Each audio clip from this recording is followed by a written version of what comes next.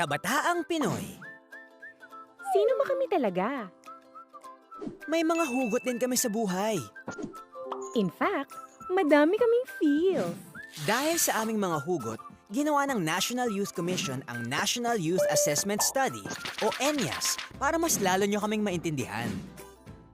Para makumpleto ang study, kinonsulta ng NYC ang 2,762 Filipino youth respondents. Na may edad na 15 hanggang 30 mula sa urban to rural household ng bawat region, katulong ang iba't ibang ahensya, organisasyon at mga kabataan. 2,762 kabataan aged 15 to 30 ang nakasama sa survey, representing the rural-urban areas of each region. Na binubuo ng core youth, child youth, at young adult. 21 years old ang average age. Kamusta naman ang marital status namin, mga bes? Karamihan ay single and available. Samantalang the rest ay married, cohabiting, separated, at widowed.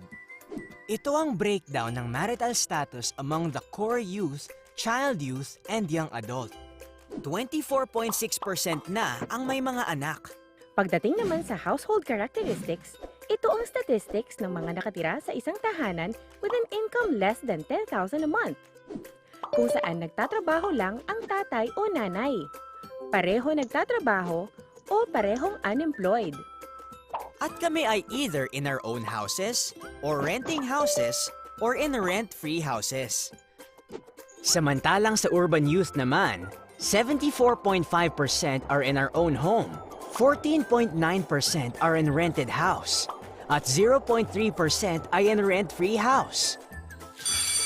Sa edukasyon naman, among the 15 to 24 years old, 51.5% ang game na game sa pagsagot sa homework ni ma'am dahil sila ay in-school youth. Samantalang 24.2% ang out-of-school youth. At tinatanong kami kung ano ang means of financing ng aming education? Among in-school youth, karamihan ay from parents. Ang iba ang sagot ay no response. Ang iba from relatives, through financial aid, at iba naman ay self-supporting. Kamusta naman ang employment status among in-school youth? Ang paghahanap ng trabaho. So, curious ba kayo on what our thoughts are on education? 66.9% ng in-school youth o 64.3% ng kabuoang respondents ay nabigyan ng passing grade ang quality ng edukasyon sa bansa. Kasi naniniwala kami na ang susi sa magandang trabaho ay edukasyon. Tumpak! 65.3% ng working youth ay di pa nakakagraduate from college. 63.2% ng in-school youth ay nag-aaral beyond class hours. Go, go, go, kabataang Pinoy! Ayon sa survey, ang educational attainment ng out-of-school youth ay Karamihan ay nakapagtapos ng high school, pero di nakapagtapos ng kolehiyo dahil sa family responsibilities. at lack of interest. Fast facts sa employment. Out of the 2,762 surveyed, 21.8% ang employed, 23.2% ang unemployed. 7.4% of the child youth, 24.3% of the core youth, at 36.3% of young adults ay may trabaho during the time of the research. 58% ay may full-time job, samantalang 33.8% naman ang may part-time job. 65.4% of working youth ay di pa nakagraduate. 41.3% ang nagbabalak mag-work abroad within a year after the time of the interview. 50.9% ng respondents did not give importance to job security sa paghahanap ng trabaho. 79% sa amin ang agree na better ang salary increase kaysa sa promotion. 74.2% ng out-of-school youth ang naniniwalang may sapat na oportunidad for gainful employment. Beshi, yung mga work benefits, kamusta naman? 43.3% ng working youth ay may PhilHealth benefits from their employers. 36.7% ang may GSIS o SSS, at 26.2% ang may pag-ibig benefits. Ano naman ang say ng research sa usapang pangkalusugan? Magandang pag-usapan yan! 20.8% ng kabataan sa research ay naninigarilyo. 4.5% na ang nakasubok ng pinagbabawal na gamot. Samantalang 47.3% ay may enough knowledge on illegal substance. Pagdating naman sa mental health, 25.7% ay minsan sa buhay nila ay inisip na ang buhay is not worth living. But shocking! 14.2% considered and took steps in committing suicide. Nakakasad naman. 20% ang nakaranas ng extreme emotional distress. Pero on the bright side, 77.7% ang sang-ayon sa professional counseling.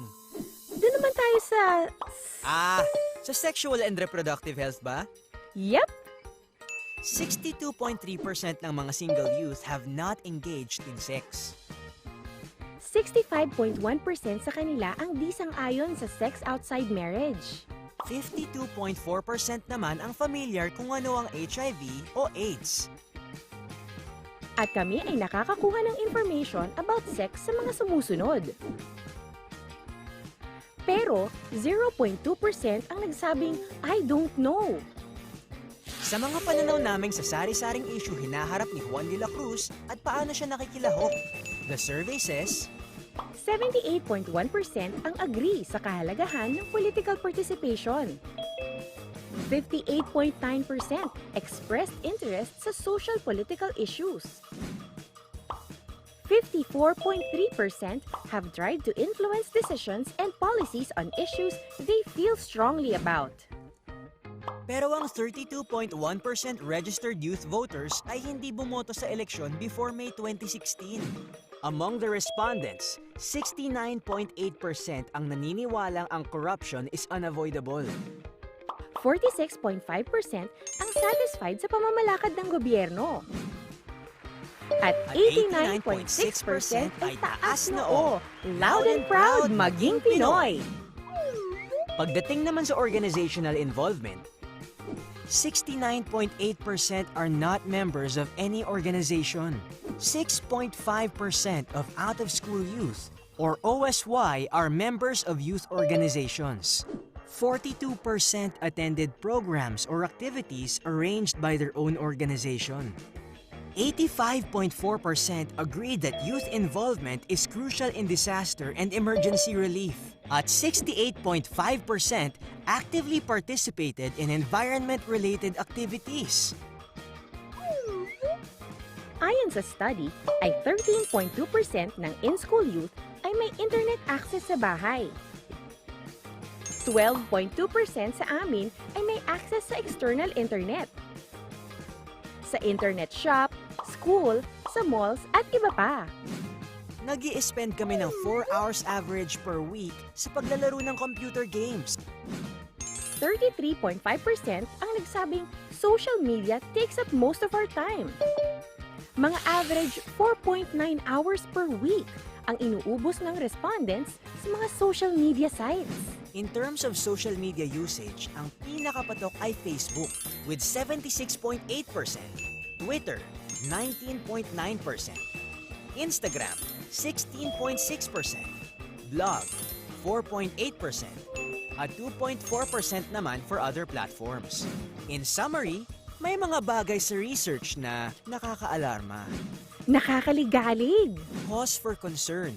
o tinatawag na red flags. Isa sa bawat 4 na kabataan thinks that life is not worth living. 69.3% ang nagsabing di maiiwasan ang korupsyon. 41% ang di familiar sa sakit na HIV o AIDS. At 5% lang get their information on sex from health centers. 20.9% have access to pornographic materials. At 20.8% sa amin ay child youth. At 69.8% ng mga kabataan ay di involved sa anumang organizations. Pero sabi nga nila, there is light at the end of the tunnel. There is rainbow after the rain. May mga windows of opportunities na lumabas sa pag-aaral. Nakitaan ng out-of-school youth ng interest na muling mag-aral. At madaming nagsabing ang political involvement ay mahalaga. At ang agrikultura ay mainam na source ng livelihood. At may positive results din sa mga isyung tulad ng pakikilahok ng kabataan sa disaster and emergency relief. At madami ding nagsabing walang masama sa pag-seek ng professional help for mental health. At ito ang pinaka-best. 89.6% ang nagsabing masarap at proud silang maging Filipino. Dahil through love ng National Youth Commission or NYC ang mga kabataang Pinoy. Isinagawa ang survey na ito para makagawa ng long-term plan o Philippine Youth Development Plan 2017 to 2022 na magpapabuti sa kalagayan naming mga kabataan. Pero posible lang ito kung makikipagtulungan ang lahat. Dahil sa pagtutulungan, Achieve ang magandang bukas!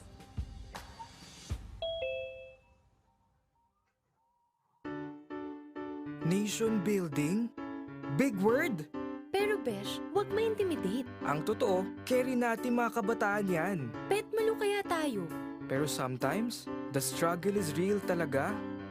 Kaya naman, sagot tayo dyan ng Philippine Youth Development Plan o PYDP.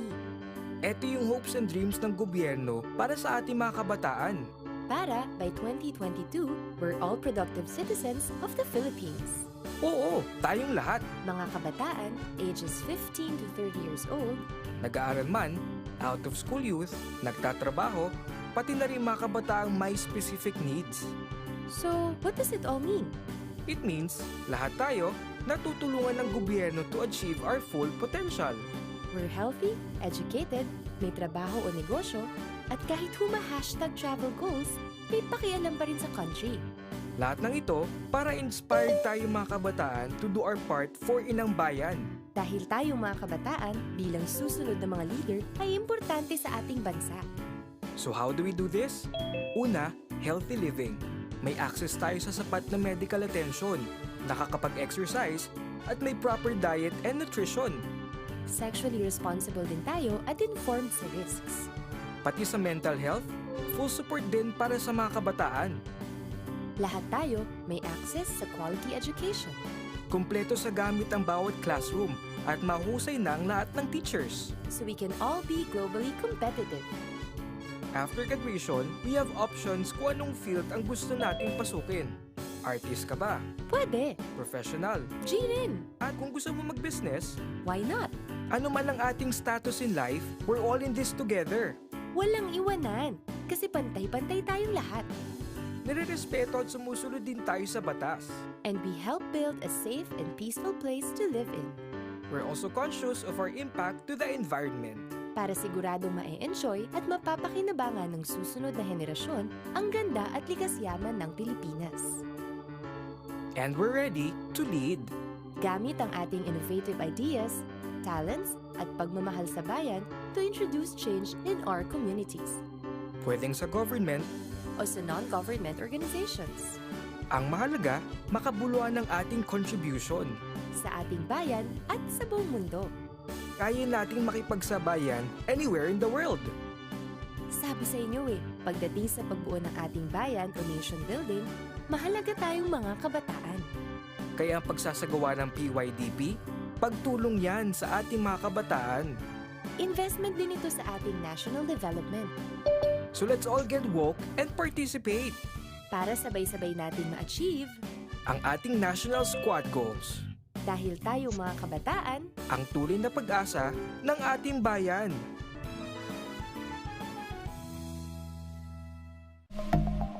Advocating policies on youth protection and participation, Building fundamental partnerships and networks. and fostering youth participation in community development and good governance. These describe the National Youth Commission or NYC, the agency for and with the Filipino youth. The NYC is the official policymaking coordinating body of all youth-related institutions. programs, projects, and activities of the government. Youth as defined by the Republic Act 8044 are those who are 15 to 30 years old. And through NYC, youth are honed to be enabled, involved, and patriotic individuals realizing their aspirations. For the past years, the NYC promoted sustainable developmental policies and programs for and with the Filipino youth. The Philippine Youth Development Plan 2017 to 2022 enjoins all state duty bearers at the national and local levels to maximize the participation of the youth in nation building as responsible and proactive citizens. One of the foundations in the formulation of the 6-year PYDP is the National Youth Assessment Study, or ENYAS, which is a youth-led study on the situation of the Filipino youth. Another program of NYC is the development of Sangguniang Kabataan Operations Manual and the mandatory training modules which are mandated under the SK Reform Act of 2015. This hones the youth to become better leaders. We are thankful because through the National Youth Commission's ongoing programs, mga modules natin, we were sharpened, we were actually harnessed as to how are we going to improve more our duties and responsibilities as an official, as the Sangguniang Kabataan official representing the youth sector in our community. Isa sa mga remarkable modules or mga trainings na nasalihan ko with the National Youth Commission is on the recently concluded pilot testing on resource mobilization. It was one way for me to clear it up sa sarili ko kung how are we going to broaden up our connections? How do we make use of the partnerships, not just depending or relying on the resources that we have in the local government unit, but at the same time trying to get outside the box, trying to see more other potential partners that could be of great help para sa mga programs namin. Each local government unit was also encouraged to establish a local youth development council that ensured representation and maximum participation of the youth in actualizing youth development programs through the designation of local youth development officers. Local youth development offices were also created to serve as the NYC's link at the local level and to be tapped for the mandatory training of Sangguniang Kabataan, assistance in formulating the local youth development plan, and execution of other youth programs. The NYC also conducts a National Youth Parliament, a gathering of youth leaders every 2 years that serves as a consultative mechanism which results in the approval of youth-related bills and resolutions. Young people are also being immersed in the government work as a Government Internship Program or GIP trainee. Meanwhile, participation of the youth on environment-related activities was maximized through several initiatives on disaster risk reduction and management that were organized under the #NowPH in close coordination with the Climate Change Commission and Yes Pinoy Foundation. Usually hold planning sessions, workshops, and strategic plannings and all for government agencies like DNR. We're very thankful for partnering with NYC because our environmental programs are being spread. And as for the recent National Youth Assessment study of NYC, the ratings for environmental participation of the youth is very high. In the promotion of peace building and security, Task Force Baon Marawi was launched, which trained the youth on leadership and resource generation in Marawi City. The NYC also helped the youth to establish goodwill, friendship, and cultural understanding through the annual SHIP for Southeast Asian and Japanese Youth Program, or SEAP, Japan East Asia Network of Exchange Students and Youth, or Genesis, and other international youth exchange programs.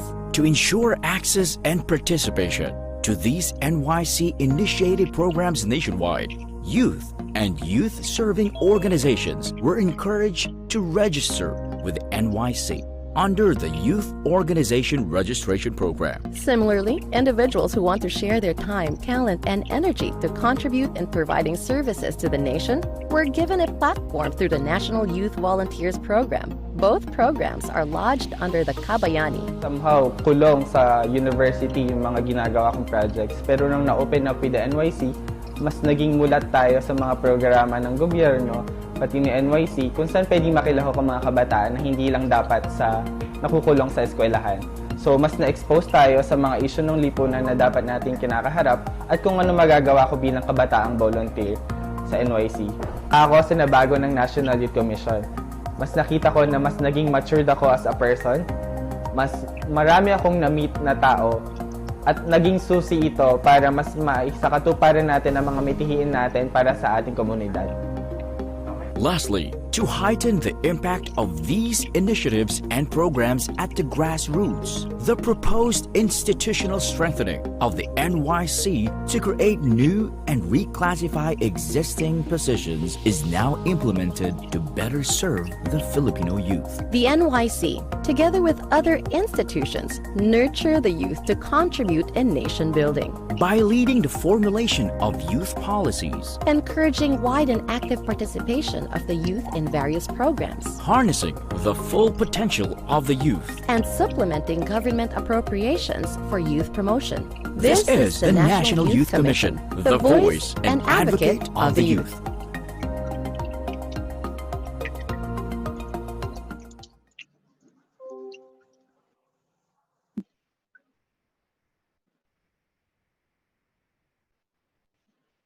All right, welcome everyone, and thank you so much for joining us in today's webinar. Magandang hapon po. Ako po si Jules Liam. And I am Sarah Fabito. And we welcome everyone to this afternoon's webinar session.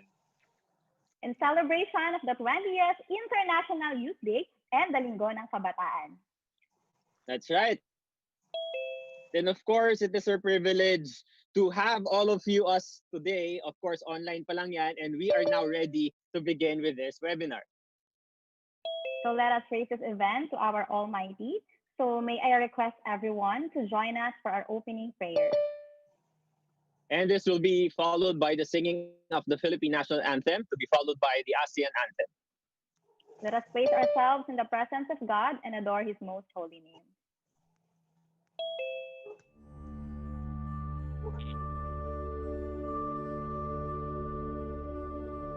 Praise God from whom all blessings flow.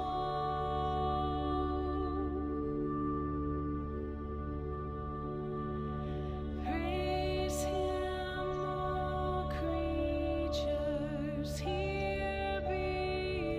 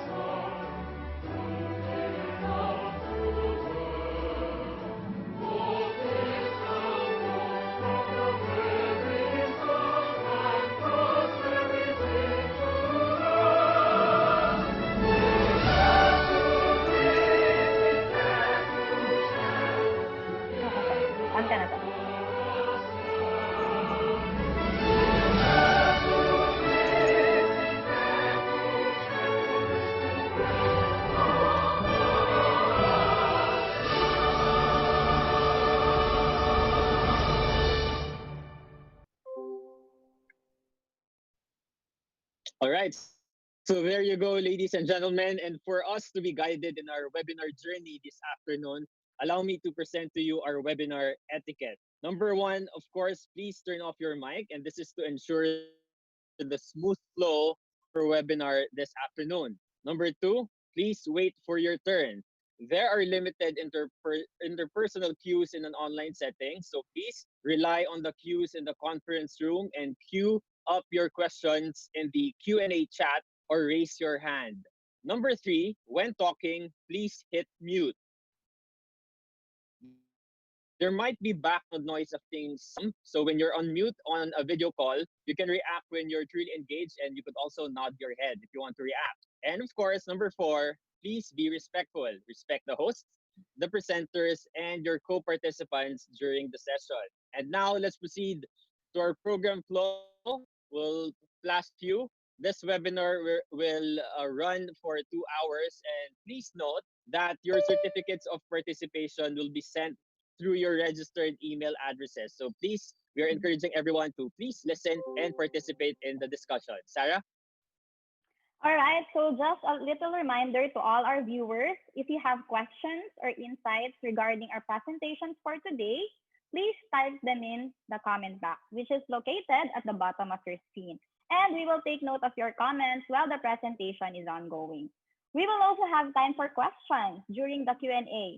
So if your organization has its own IYD celebration, don't forget to tag the National Youth Commission in all your posts and use the official hashtag #YouthDayPH2020, #LMK2020, #YouthDay, #Youth4GlobalAction, and #SDG16.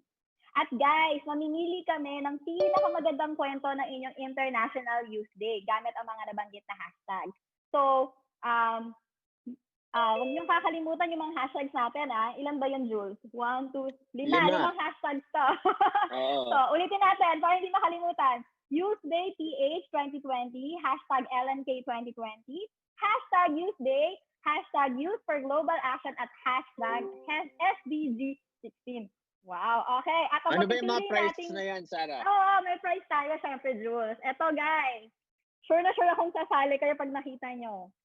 Wow. Diba? Kita nyo ba? Wow, it's a limited edition NYC bag. And napaka-versatile niya. Waterproof. Paano ako nag-online training dito? Ayan, maganda siya, guys. Okay? Good Ayan, okay. Salamat, okay, Sarah. Okay, tayo ng 10 winners. Ilan? Okay? 10 winners, guys. Okay, para sa mga 10, sabihin nyo, salamat NYC kapag nakakuha kayo ng bags na yan. Salamat NYC. Okay, ayan na yung mga hashtags na yan. Huwag niyo po kakalimutan. And yes, Sarah, maraming salamat po sa reminder na yan. And again, feel free to raise your questions and provide your insights on the presentation. Sobrang dami po natin presentations na hinanda ngayong hapon. Kaya naman, at the moment, we have 131 Facebook viewers. And right now here on Zoom, we have 119. So please do share the link to your networks and to your friends. Kasi 2 hours tayo magsasama dito para mas masaya, mas marami tayo makikinig sa mga presentation. Sarah? Yes, I think we're all set, Jules. So muli ay isang mapagpalang araw at pagbati po sa ating lahat. Tama yan. Muli ay nais aming ipagbigay alam. Siyempre, na ngayong araw, we are celebrating actually the 20th International Youth Day with the theme Youth Engagement for Global Action. And of course, kasabay din ito ang Linggo ng Kabataan. Yes, that's true, Jules. So, ano nga ba itong International Youth Day? And ano nga ba ang focus nito, Jules?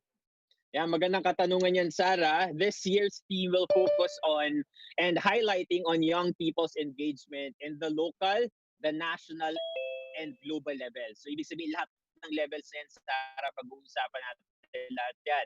And the aim of IYD 2020, of course, is to shed light on the need to enable youth engagement in making local, national, and global institutions more inclusive and to strengthen their capacity and relevance in achieving global action.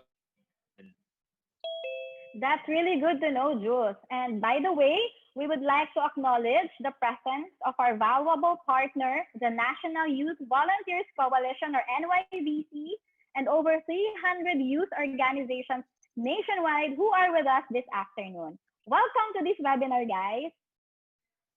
Ayan, maraming salamat po sa lahat ng mga nag-organisa ng webinar natin ngayong hapon at sa lahat ng mga volunteers natin for making this possible. Now, ladies and gentlemen, to officially open the program this afternoon, it is my pleasure to show you the opening message from the NYC chairperson. Let's welcome Chair Ryan Enriquez. Let's all watch this.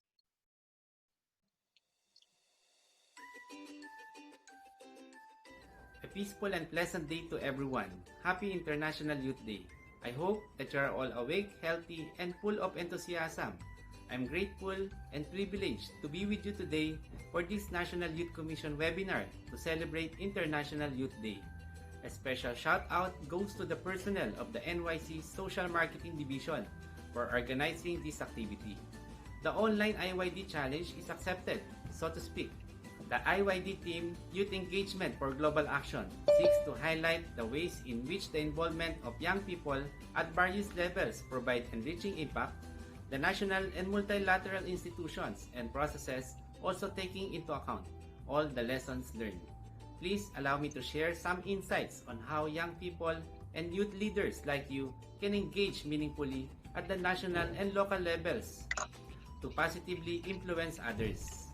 At the national level, we are advocating for aligning programs, projects, and activities with the 9 centers of youth participation outlined in the Philippine Youth Development Plan, or PYDP, and the United Nations Sustainable Development Goals.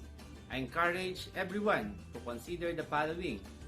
For Health Center of Participation, you are encouraged to help promote healthy lifestyle that includes nutrition, physical exercises, medical and dental attention, as well as reproductive health, HIV and teenage pregnancy awareness, and prevention, as well as psychosocial intervention to promote better mental health. On the other hand, the Education Center of Participation encourages you to coordinate with the school authorities in your area, either to assist in the production of learning materials or to provide school supplies to the marginalized student, or better yet, to be volunteer teachers' assistants. For the Economic Empowerment Centers of Participation, you may propagate social entrepreneurship, especially in the mass production of face masks, face shields, or food packs. You can apply your inherent creativity and resourcefulness. In regard to social inclusion and equity, Centers of Participation, it is best to recognize the inputs and recommendations of our brothers and sisters from indigenous communities, those with special needs and disabilities, as well as being conscious about gender balance, respect to the LGBTQIA+, and violence against women and children.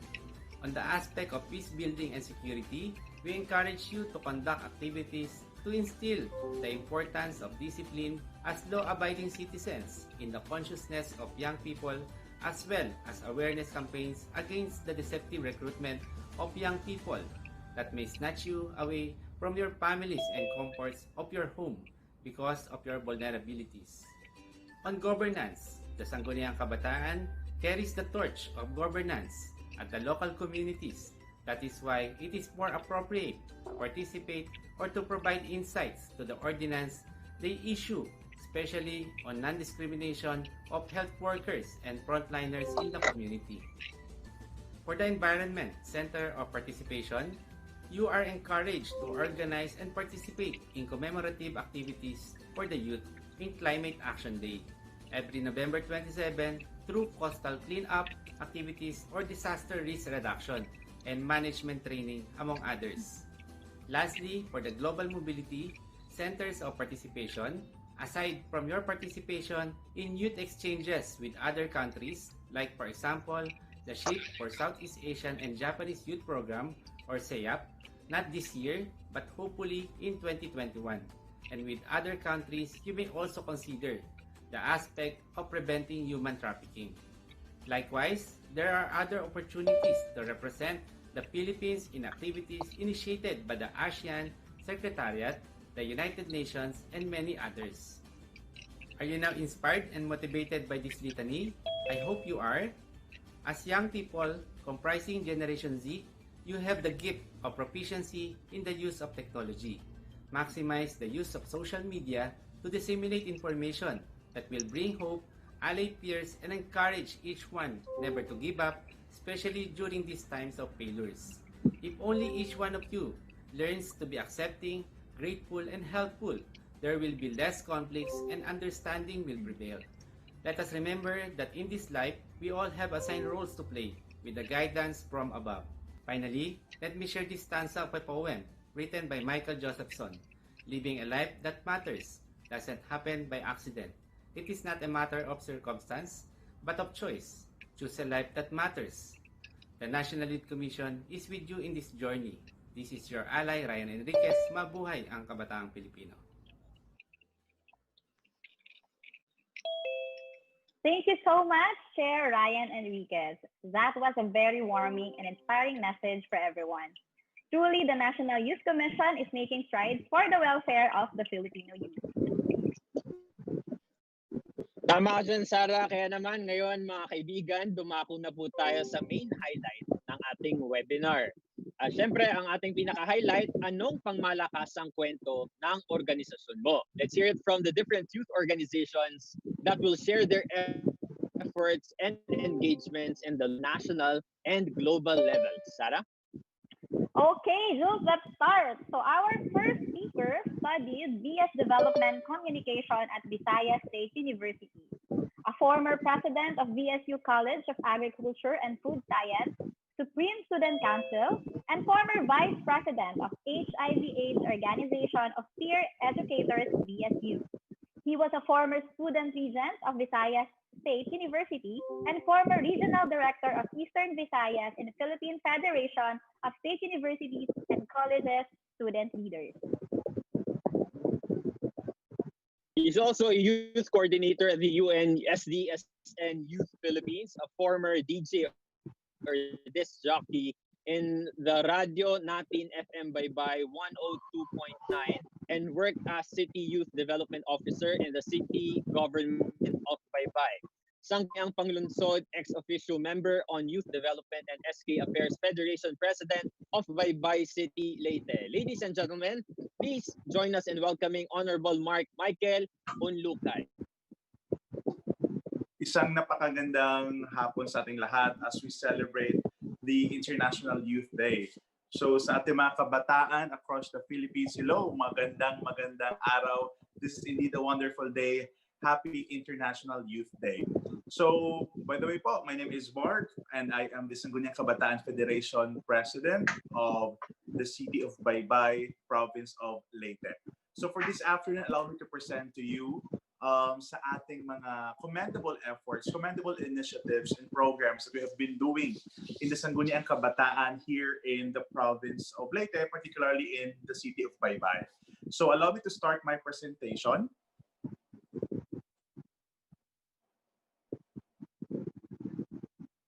All right. So for this afternoon, isa sa mga during the strike of COVID-19 pandemic, napaka-challenging talaga ang pandemic, especially here for us mga kabataan in the city of Baybay, as to how are we going to work with programs, how are we going to continue in giving our desired outputs, especially in this COVID-19 pandemic. And we started these initiatives, we started our programs in the Sangguniang Kabataan with, could you please proceed to the next slide, please? We start with youth participation. During the strike of COVID-19 pandemic here in the city of Baybay way back last March, isa sa mga concerns namin is on how are we going to purchase on the personal protective equipment or PPEs. Admittedly here in the province, syempre, nagkakaubos na ng mga supplies, nagkakaubos na ng mga stocks, and isa din sa mga concern namin dito is on how are we going to manage in the procurement aspect. So for the youth participation, we worked hard, especially in trying to collaborate with the local government unit, kung saan ang aming LGU was the one who provided with the materials, and that the Sangguniang Kabataan members, Sangguniang Kabataan officials was the one who worked with the production of the DIY or improvised face shield. And aside from that, aside from the produce of face shield to 1,000 more than 1,000 frontliners ang aming beneficiaries for that phase shield. We also worked with resource mobilization, kung saan we also try to work with a lot of collaborations and partnerships with potential partners, and one of which is tapping all our available youth organizations, kung saan kami ay nagtulungan for us to work with DIY or improvised cloth mask para sa aming mga frontliners. And along with that, isa din sa mga programs is the Youth in Agriculture, kung saan we tap with the East West Seeds Company para sa mga seeds na ibinibigay namin sa lahat ng mga SK councils, the 92 SK councils across the city of Baybay. The next one is, would we proceed for the next slide, please? And that is followed, of course, with collaborative efforts. We started for this COVID-19 pandemic. We started with the programs. We started with the giving of seeds. We started in making DIYs or mga improvised personal protective equipment. And along with that, through the help, of course, of the National Youth Commission and the DILG, we were able to allocate some funds through realigning a budget para sa pagbili namin for the procurement of relief goods para sa aming mga households here in the city of Baybay, para sa aming mga barangay. And the mga SK councils natin spearheaded the distribution of relief goods para sa ating mga households across the barangays in the city of Baybay. So makikita ninyo, grabe ang pagtutulungan namin. We have to go far sa mga far-flung barangays, bit-bit yung mga sako-sakong mga relief goods, and even we have to cross for mga rivers just for us to ensure na nabibigyan talaga namin ng serbisyo ang aming mga constituents and of course the entire households in that barangay. But talking about the collaborative efforts, we are grateful enough because our administration through the local government unit, through the leadership of our very proactive city mayor, Honorable Jose Carlos Boyengcari, and the city officials together with our very youthful Congressman Carly Colascari for helping us, especially sa mga programs natin. And aside from collaborative efforts, we also continued, of course, patuloy pa rin ang pagbibigay ng service ng sangguniang kabataan natin as we hone with, the next slide please.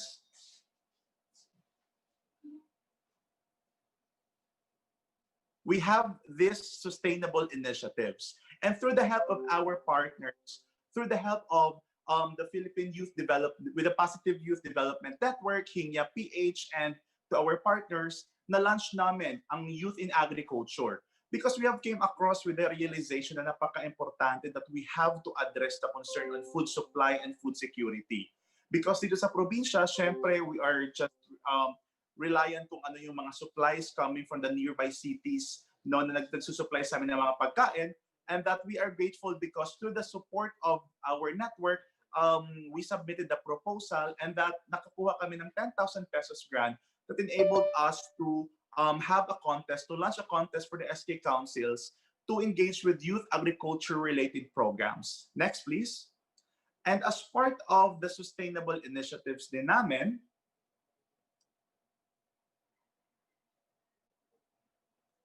yes, ito na makikita natin, this is the Youth in Agriculture program. So I've mentioned about the 10,000 pesos grant from one of our partners kung saan may pa-contest kaming ginawa with vegetable garden contest. And nakita talaga namin the kind of encouragement, the kind of passion na in-extend ng ating mga SK councils, that they are very much willing and very much committed to engage with agriculture-related programs. And next slide, please. For the Youth in Agriculture then, we have this, makikita din natin talaga with these photos at ang ating mga sangguniang kabataan councils, nakikita naman natin, alam naman natin na medyo nababagot na sila sa bahay or medyo bored na sila, kaya nga nakikita natin puro TikTok na lang, puro pa selfie, puro pa post, na hashtag bored. So with the Youth in Agriculture program, it enabled them to enjoy their quarantine journey here in the city of Baybay, in their respective barangays or in their respective houses, doing this garden and backyard gardening and also some container gardening. And along with that, isa din sa mga programs natin in the city of Baybay is, next please. We we have this online psychosocial support through the help of our partners from the academe. And we are grateful because through the support of the State University, we were able to launch these online psychosocial interventions, the Servisyo Kabataan Online, kung saan we were in close touch with the University Student Service Office, and patuloy yung mga episodes natin. We started this last May 29, 2020, and up until this point in time, mga episodes pa rin tayo nila-launch for the Servisyo Kabataan Online. And aside from that, the next sustainable initiative that meron din kami is we have this, next slide please. We have this teleconferencing.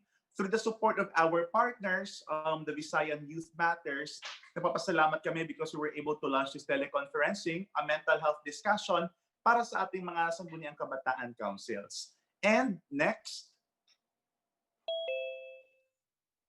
and also as part of our sustainable initiatives, we are grateful because through the help of the 14th Infantry Battalion, we were able to attend as well some capacitate training kung saan lahat ng mga participants, mga sangguniang kabataan councils natin were capacitated with the purpose of encouraging more youth to engage with the Youth for Peace movement or the youth for the peace building and security natin for Center of Participation. And lastly, for the next slide, we also have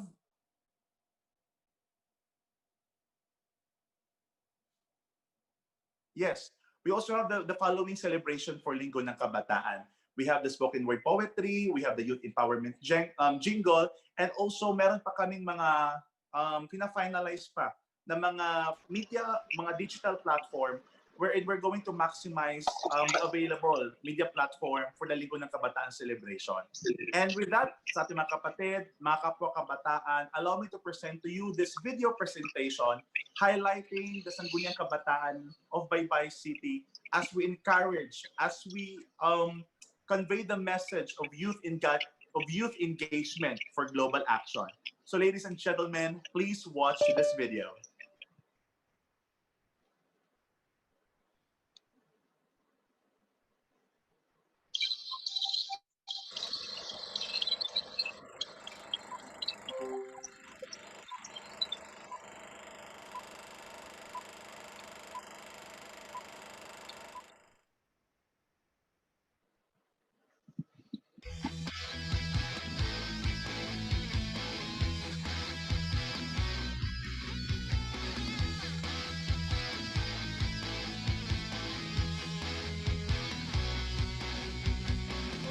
Laging tandaan ang kasabihan na tayong kabataan ang pag-asa ng bayan.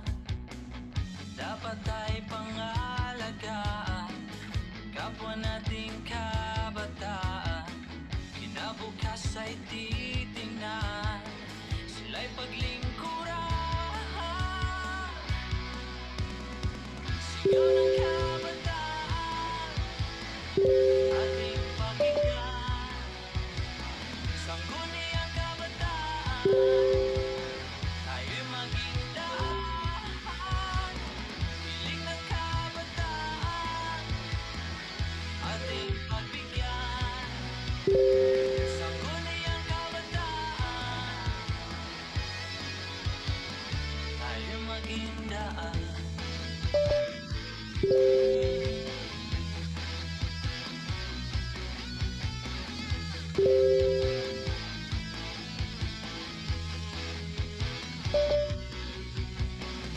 Dapat na malaman ating karapatan nang di mapagsabihan nang walang muwang. Dapat ay pangalagaan kapwa nating kabataan. Kinabukas ay titingnan, sila'y paglingkuran.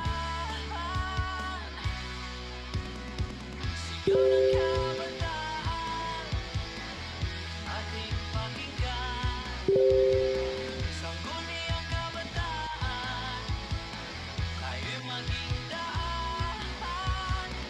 Hiling ng kabataan, ating pagbigyan. Sangguniang kabataan, tayo'y maging daan. Pag sinabi kabataan, makinig ang gumalaw, dapat na makialam. Tayo di ba ang daan, isigaw sa lahat, dapat ay paalam. Bilang maging paraan, natularan ng ilang panahon na to para lahat makakasama. Sabi di ba di Rizal, tayo ang pag-asa. Sabayan mo ng dasal at matatamasa, tayo magkakaisa para di sa masa. Mga kabataan na kayo ang tinig, gawin lang ang tama na sabay ng gilig. Tayo lang umawit sabay sa himig, na maging tulay sa kapwa at pag-ibig. Mas malakas na ba magkakasama, sanggunian ng kabataan di ba? Ako sila ikaw tayo sama-sama, pag sinabing SK di ka mag-iisa. Sigaw ng kabataan, ating pakinggan. Sangguniang kabataan, tayo'y maging daan. Hiling ng kabataan, ating pagbigyan. Sangguniang kabataan, tayo'y maging daan.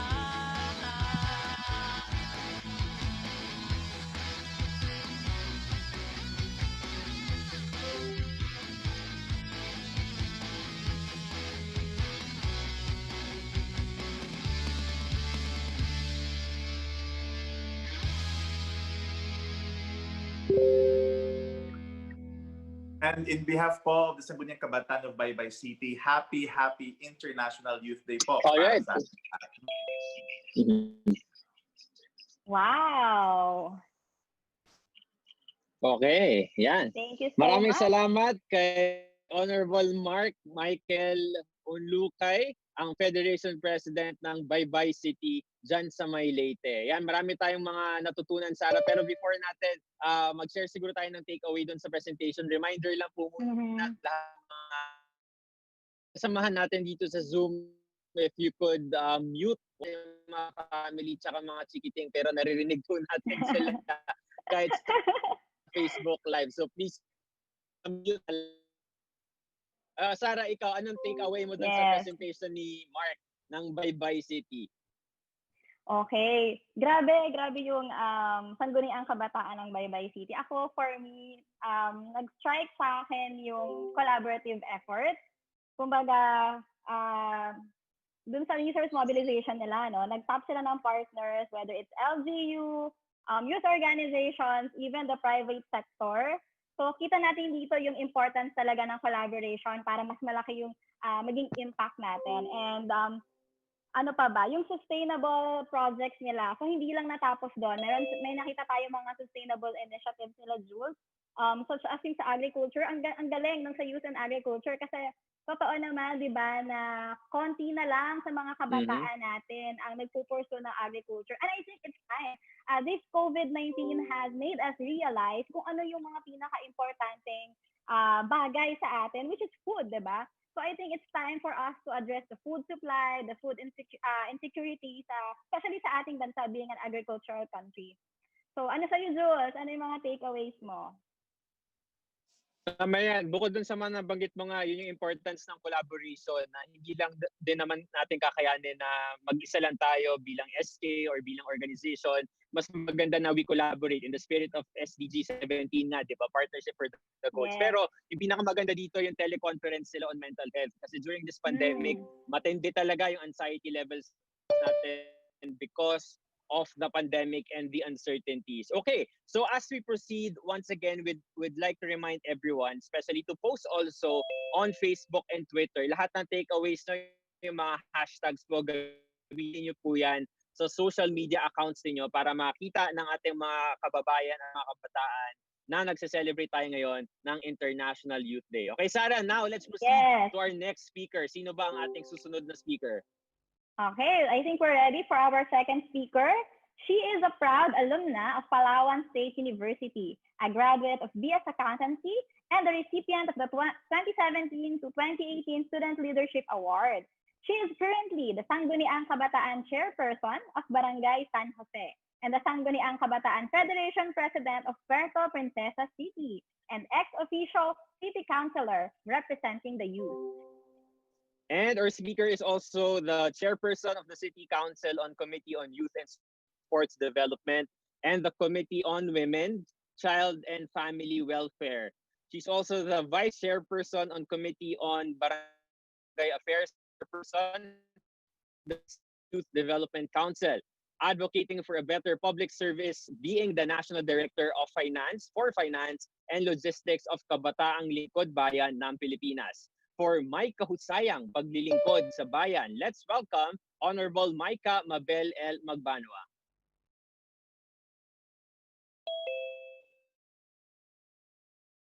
Okay, maraming salamat po. Maligayang pagbati po sa lahat ng kabataang Pilipino mula po sa lungsod ng Puerto Princesa, the sole highly urbanized city in the island of Palawan in the region of Mimaropa. Maligayang pagbati ng pandaigdigang araw ng mga kabataan po sa lahat ng kabataang Pilipino. Thank you po sa ating mga host.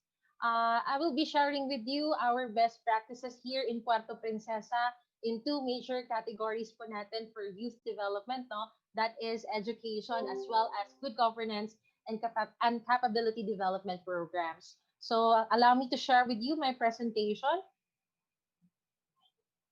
Here po, Puerto Princesa actually po is the second largest city when it comes to land area in the whole Philippines.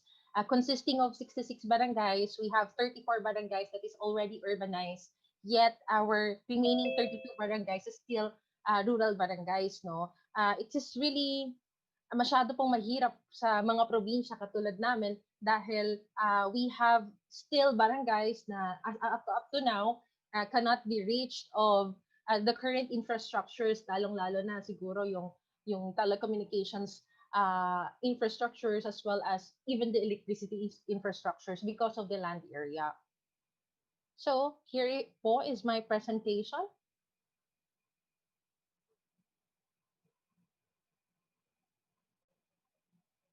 All right, once again, the Sangguniang Kabataan of Puerto Princesa City. First commendable program of the Sangguniang Kabataan is we had this SK Student Financial Assistance Program for our youth that is poor but deserving after a qualifying exam and a certain background investigation series.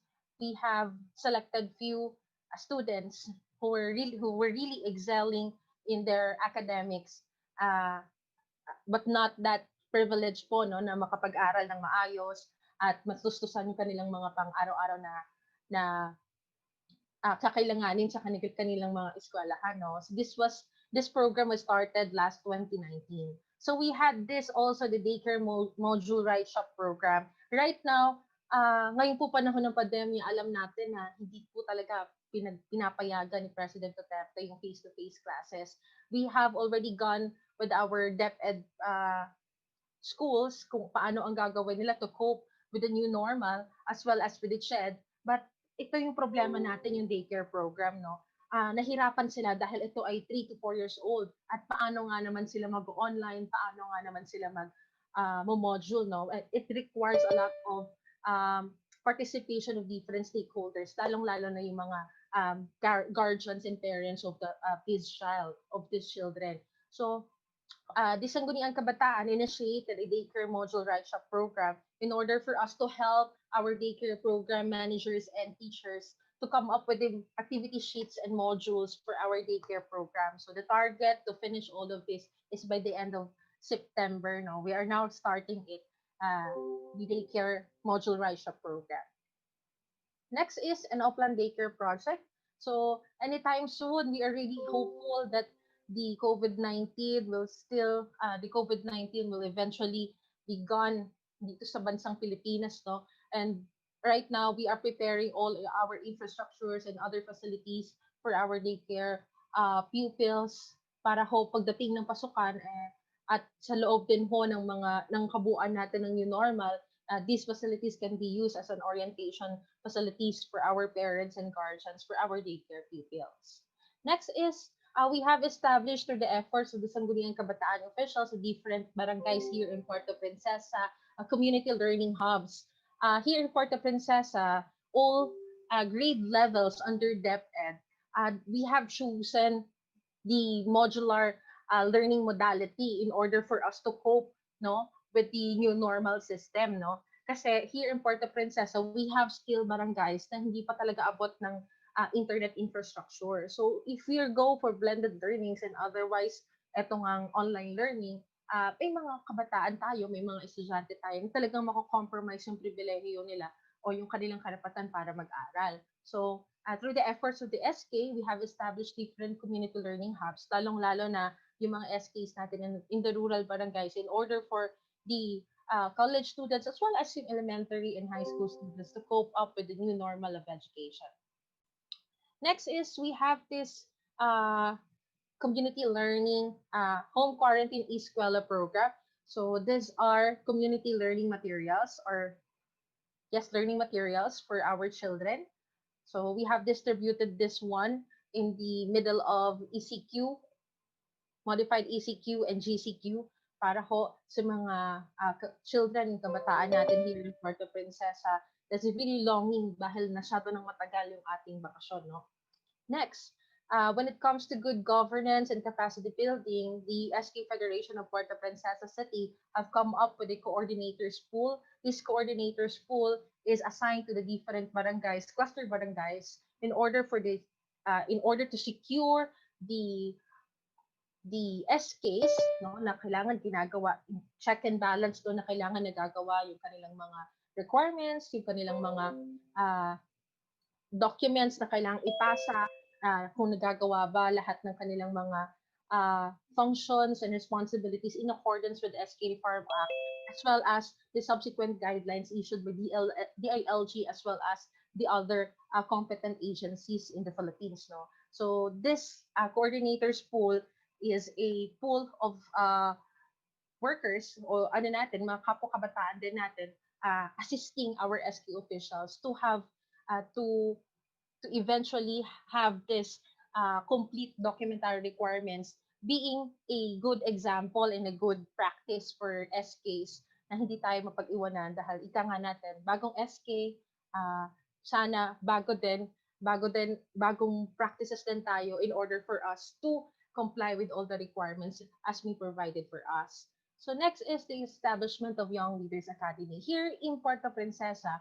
And in the previous SK mandatory trainings, as well as the subsequent trainings, the continuous trainings for the SK officials, as well as the LYDC members, it came up to us na parang ang hirap kasi kung ano lang ilalabas na guidelines, then magpapatraining tayo, then eventually aantay na naman tayo ng next training. So there is no planning.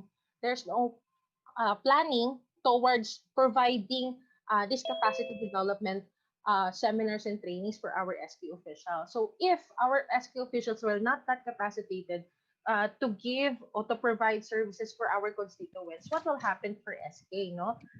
Siguro sabi ko parati, SK is really a strong arm of local governance, no? Lalong-lalo na pagdating sa mga kabataan.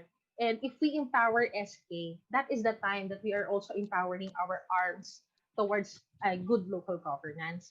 So we have proposed this establishment of Young Leaders Academy in order for us to have a curriculum for training and seminars for our SQ officials as well as our LYDC members at pati na rin po yung mga aspiring youth natin to enter to government. So next. Yes, we have gone this online SK mandatory training to provide trainings for SK officials, for newly appointed SK officials through online po in partnership with the local DILG. As we value the opinions and suggestions, recommendations of our constituents, we are conducting a regular stakeholders consultations in order for us to plan out our programs, projects, and activities na aayon at responsive doon sa pangangailangan ng komunidad. We have this special program for quarterly Kumusta ng Kabataan program, making SK Federation's decisions and plans being a collective effort and collective decision of all the SK officials, as well as to ensure the to ensure our SKs were really working. Our SKs are still in the right path, no? Next po natin, we had this formulation of youth recovery plan. Actually, this is ongoing. Um, para ho sa ah, para sa recovery ng ating mga kabataan dahil nga sa dulot ng pandemya, napakalaking adjustments ang kailangan natin gawin. So, we have this series of consultations with our different sectors ng kabataan here in Puerto Princesa in order for us to come up with a youth recovery plan. Next. So, lastly, this is not the last. So, Gawad Kabataang Lingkod Bayan, yearly po meron kaming awards for SKs who did their job well, no? So we graded them after their accomplishment reports. 40% of that will go to their participation to the local government's programs and activities, as well with the SK Federation's programs and activities, as well as with the NYCs and other organizations that is under po yung SK, no? 40%, another 40% will go to their programs, projects for their constituents, and the last 20% will go to their administration of their SK funds. So, a total of 100%. So, all of our SKs are graded annually. Tapos, kung sino po yung may pinakamataas na grade will get a cash prize, no, for our SKs. And special mentions for those SKs who did well in their respective barangays. So next, okay, let me share with you some of the glimpse po of our responses during the COVID-19 pandemic. So we have this Project Bayani 1 that is a collaborative effort with Bayani 1 program of our private sectors. Ito po ay nagbibigay ng care packages para ho sa isa sa pinakamalaking sektor na naapektuhan ng COVID-19 is yung tourism sector, no? At dyan po, iyan po isa sa pinakamalaking bloodline ng Puerto Princesa. So we've gathered them into places and distributed care packages.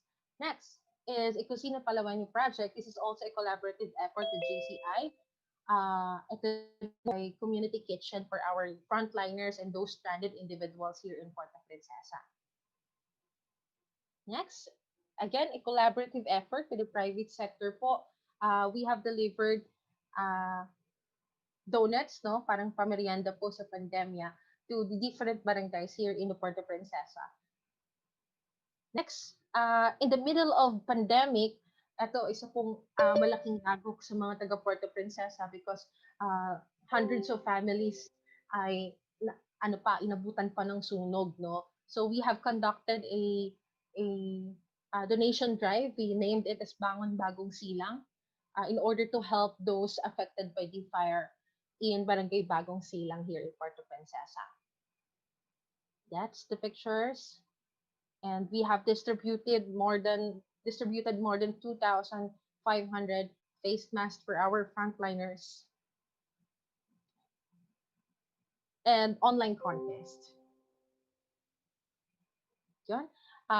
Being in the new normal, we have conducted also an awareness campaign, no, and a challenge on hand washing, or the proper hand washing para po ma-promote natin ang isa sa mga precautionary measure natin in order for us to avoid COVID-19.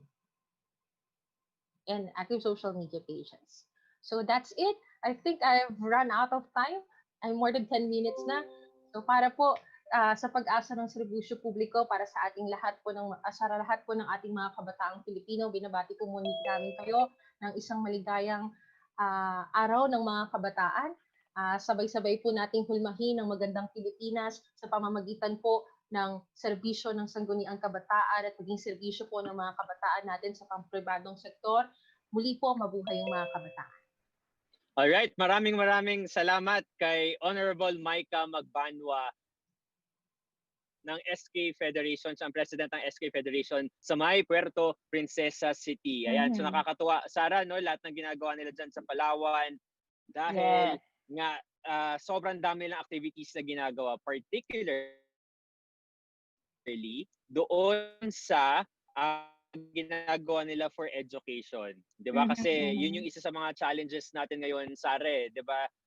Remote yung learning natin, distance learning tayo. So important yung role ng SKs and of course ng iba't ibang organizations para meron pa rin quality and accessible education. Ikaw, Sarah, anong takeaway mo dito? Yes, I agree with you, Jules. So, nakakatuwa na nakita nila, na-identify nila yung parang dalawa sa pinakatinamaan talaga na issue. Una dyan yung education, especially yung mga bata, yung nasa daycare. Imagine, di ba, hindi nga sila marunong mag-access pa ng computer and paano mo i-implement yung online learning sa mga bata. Also, yung tourism. So, alam naman natin na pinaka-apektado. Being a tourist destination pa talaga ang Palawan, Puerto Princesa. So, maraming nawalan sa ating mga kababayan na trabaho. And nakakatuwa yung madaming mga kabataang volunteers, di ba, sa pictures na present na tumutulong talaga sa mga initiatives na ito. Okay, so... So, muli, yes. Right. Maraming salamat sa SK dyan sa may Palawan. Pero ngayon nga, Sarah, post muna tayo sa mga presentations. Dumako muna tayo sa ating Salamat NYC segment. Dahil syempre kanina pa natin sinasabi na mag-post kayo ng inyong mga hashtags. Guys, hindi po sa Zoom ha, sa social media. Kasi kailangan natin makita yung mga hashtags ninyo sa Twitter, sa Facebook, or kahit sa Instagram pa yan.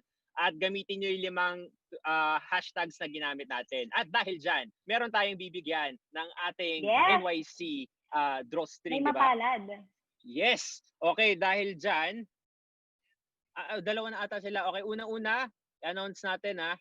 Ang pangalan niya ay ang handle niya ay si Jam 4777627. O si Jam, number mo ba to? Ayan, congratulations. Ayan, no, nag-selfie siya na nanonood siya. Ay, hindi siya nag-selfie, pinicturean siya. Pwede pala kayo mag-post ng pictures, guys. Oo. Paano nyo sinaselebrate yung IYD today?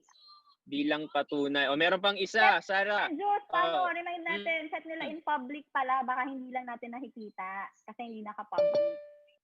Oo nga. So, kahit sure ngayon lang kayo mag-public, guys. Okay lang yan. Mamaya, isa pa sa Twitter. Ito pa, meron pa isa, Sarah, si Miss Angie DC Lapay. Nag-post din siya sa Twitter. So please, gamitin nyo po yung mga hashtags natin para makakuha kayo ng drawstring. At sabihin nyo, Salamat NYC. Ayan. O dahil dyan, ayan sana ma-inspire naman kayo na mag-post online, na mag-tweet kayo ng mga hashtags natin. Okay, Sarah, balik tayo sa ating presentations. Go ahead. Okay, sige. I think ready na tayo sa ating third speaker at I think ready na rin siya. Okay. For our third speaker, he graduated at University of the Philippines, Los Baños with a degree of Bachelor of Science in Chemistry, a former grantee of the OST Scholarship, and became a student ambassador to Kizuna Project. Yes, and he also served as the first National Secretary General of the 2030 Youth Force in the Philippines Incorporated and the first Director for External Affairs of the Youth Parliamentarians of Laguna. He is now working as Quality Assurance Analyst at Nestle, and he serves as the National President and CEO of the National Youth Volunteers Coalition. Ladies and gentlemen, let's welcome our good friend, Mr. Franz Raymart Averion. Franz, go ahead.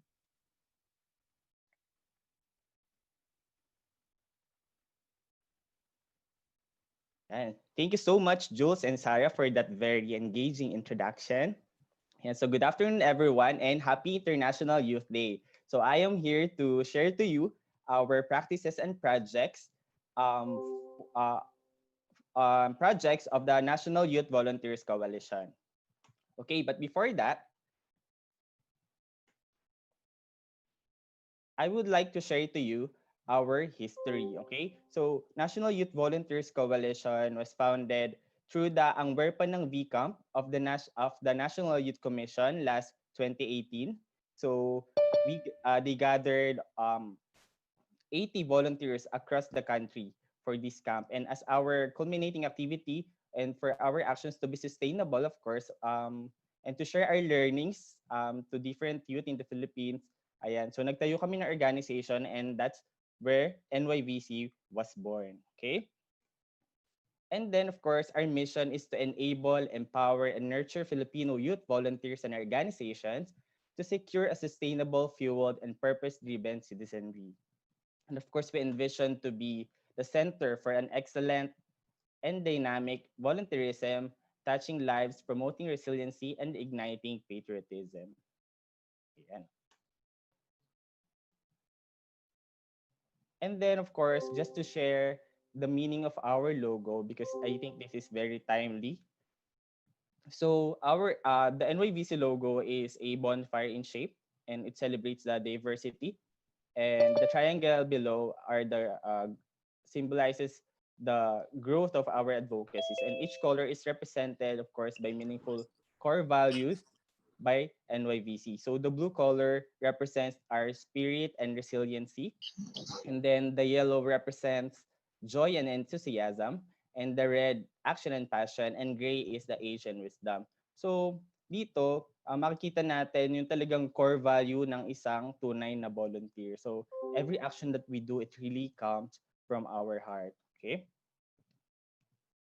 And then this is our organizational structure, and I think ayan, so we have the National Board of Director, and we have, of course, since we are a coalition, we have an alliance convener. So she will lead on the network of organizations as our members, and we also have executive VP who will handle the internal affairs. So individual members naman ito. And then we have different offices of the VP. And then we will live in the mantra, and we ask always our beneficiary and our audience this question. When we ask, sino mismo? We will answer, tayo mismo. And we use this hashtag volunteer mismo. Ayan.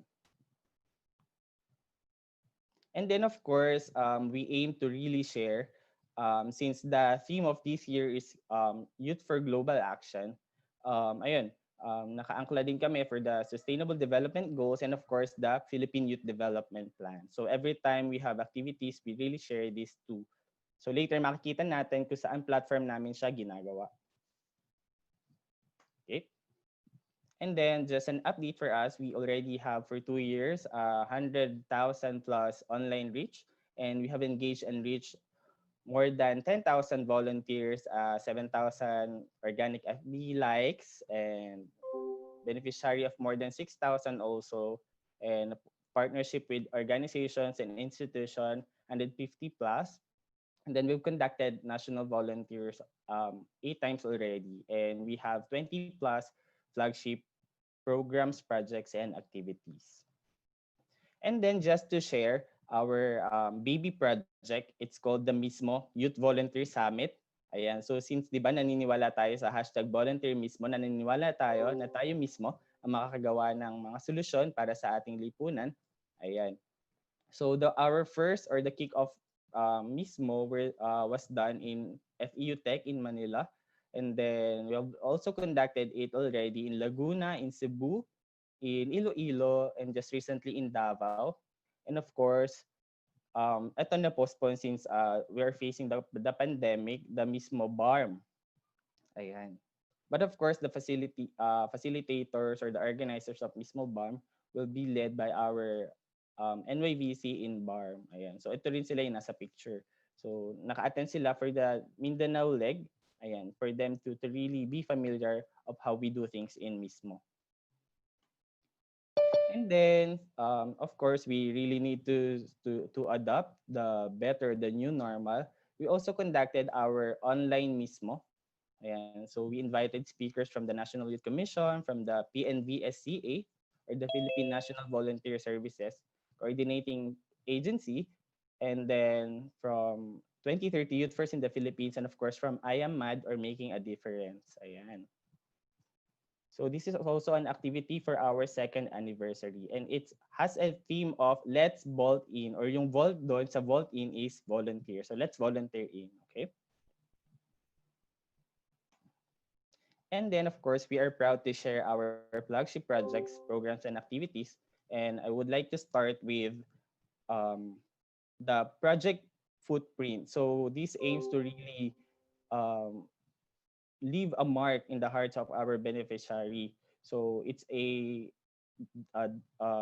outreach program. So we have conducted it already in Baseco, in Antondo, and then in a indigenous people area in Davao. So yung naging beneficiary namin, as you can see in the picture, were the Lumad students. Okay? So kita natin na yung school nila, yan sigawa lang out of, I think, bamboo or rattan, and then just the bare roof.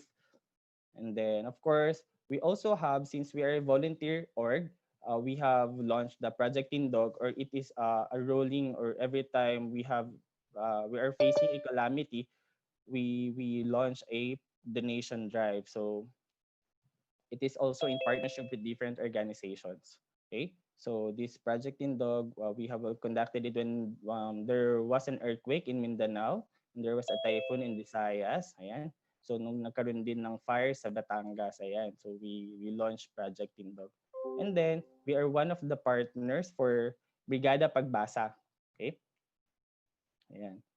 With the Department of Education and World Vision. And of course, during the pandemic, we launched the Project iCare, which later I will share to you how we got the funding for this Project iCare. So basically, it's a project for safety, health, and environment. So this will focus on the disaster reduction, risk reduction management, and of course, on the WASH, on the proper hygiene for students, and then for the environment, on how to do recycling, on how to have sustainable living, and of course, on how to adapt in a pandemic situation.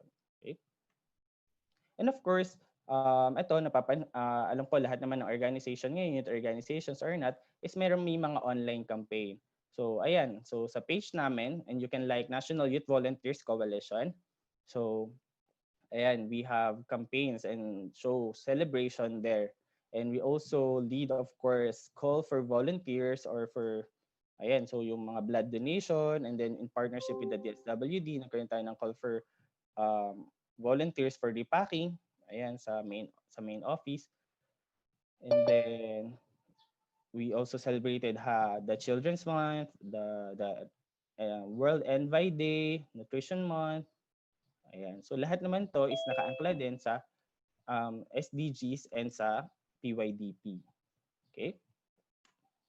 And then, of course, we are proud to say na syempre, ang hirap i-sustain ng isang organization na NGO, and then we really need to be creative and to really be resourceful and innovative on how to get the funding for us to really execute our projects more. Okay? So we were one of the top 5 or the winners for the Global Youth Summit 2019 seed grant competition. So itong prize namin is ito yung ginamit namin for us to really do the caravan sa Mindanao for the mismo. And then we were also tapped, of course, to be really one of the volunteers for the 2019 Southeast Asian Games. Ayan. And then, of course, just recently, we have won our Korea Shi Foundation 2020 Global Seed Grant. Ito nga for Project iCare. So yun, mga beneficiary namin were really the survivor of the Taal volcanic eruption, for the Typhoon Haiyan, for the Marawi Siege. And right now, kung nasa ng sentro ng pandemic sa ating bansa is of course one of the barangays in Quezon City. And I think it is in Payatas. Okay? So that's how what we do here in NYVC. And before, of course, I end, I would like to really show you, ito yung nandito yung mga tunay na pictures for our activities. And you will hear of, for now, what you will hear is the Philippine Volunteers March. Okay?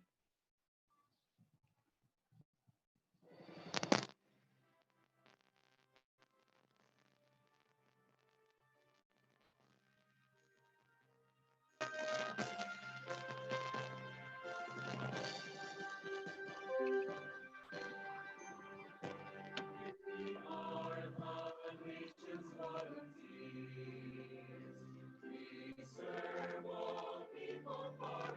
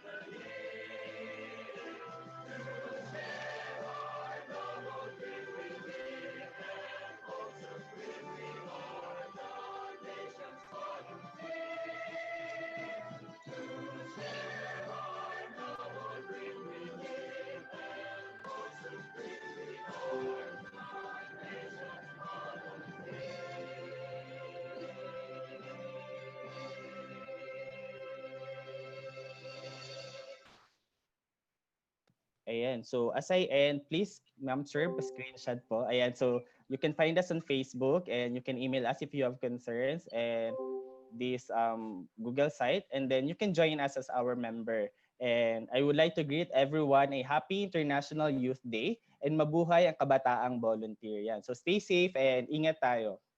Maraming salamat.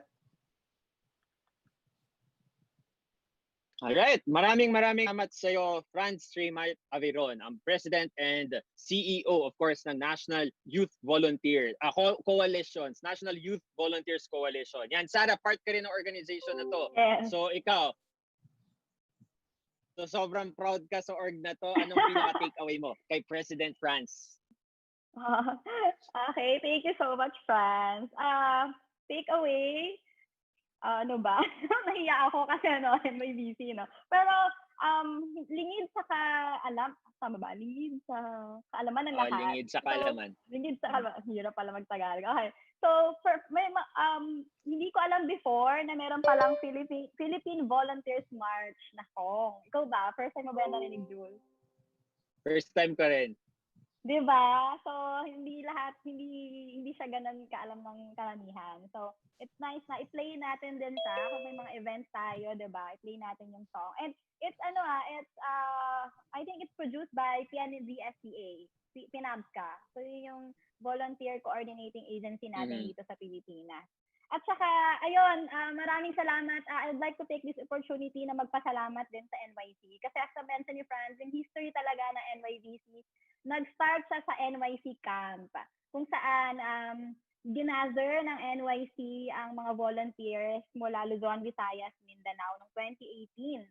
Okay? And yung mga initiatives na nakita nyo, karamihan doon in partnership din yan with NYC. So, this just proved how NYC has helped us, the youth, to be more involved, to become active citizens in our community. So maraming salamat po, NYC.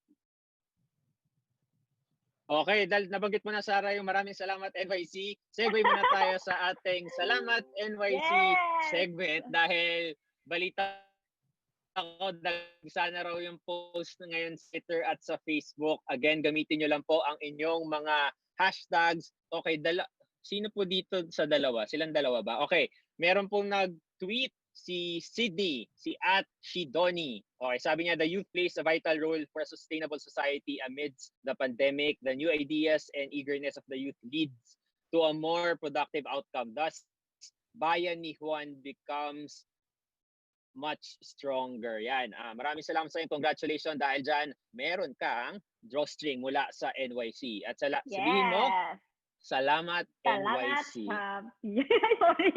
Okay. So marami pang mga ibibigay na mga premyo mamaya. Kaya naman tuloy-tuloy lang tayo. Pero Sarah, medyo may sasabihin muna ako sa iyo dahil sa puntong ito medyo solo flight ka na muna dahil makikiselebrate naman ako ng IYD kasama ang YC. Grabe. Pinanindigan mo talaga, Jules, yung August. Hindi naman ako ngayon.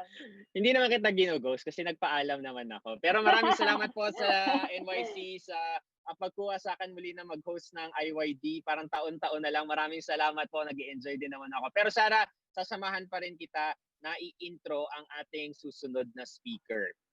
Okay, dito tayo. Okay, go ahead, Sarah. Okay, for our next speaker, okay. Wait lang. Meron pong pagbabago sa ating programa. Okay, sige. So for our next speaker, she graduated BS Accountancy at the University of the East Manila and the former president of the University Student Council at UA Manila and an active member of various school organizations. Our speaker was also awarded as YMCA's Outstanding Delegate Nominee, YMCA's Outstanding Delegation UE Manila, and Cluster Chair of the Commission and Commission Chair in 2015. She's also the Secretary for Finance of the Council of Young Leaders of the Philippines Incorporated. Ladies and gentlemen, please welcome Ms. Rina Lorraine Cabog. Hello, sinaglayang araw sa inyong lahat at Happy International Youth Day.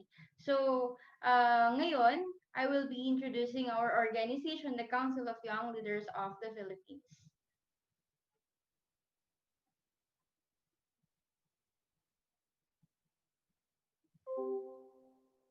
Okay. Kita niyo na po ba? Ayan.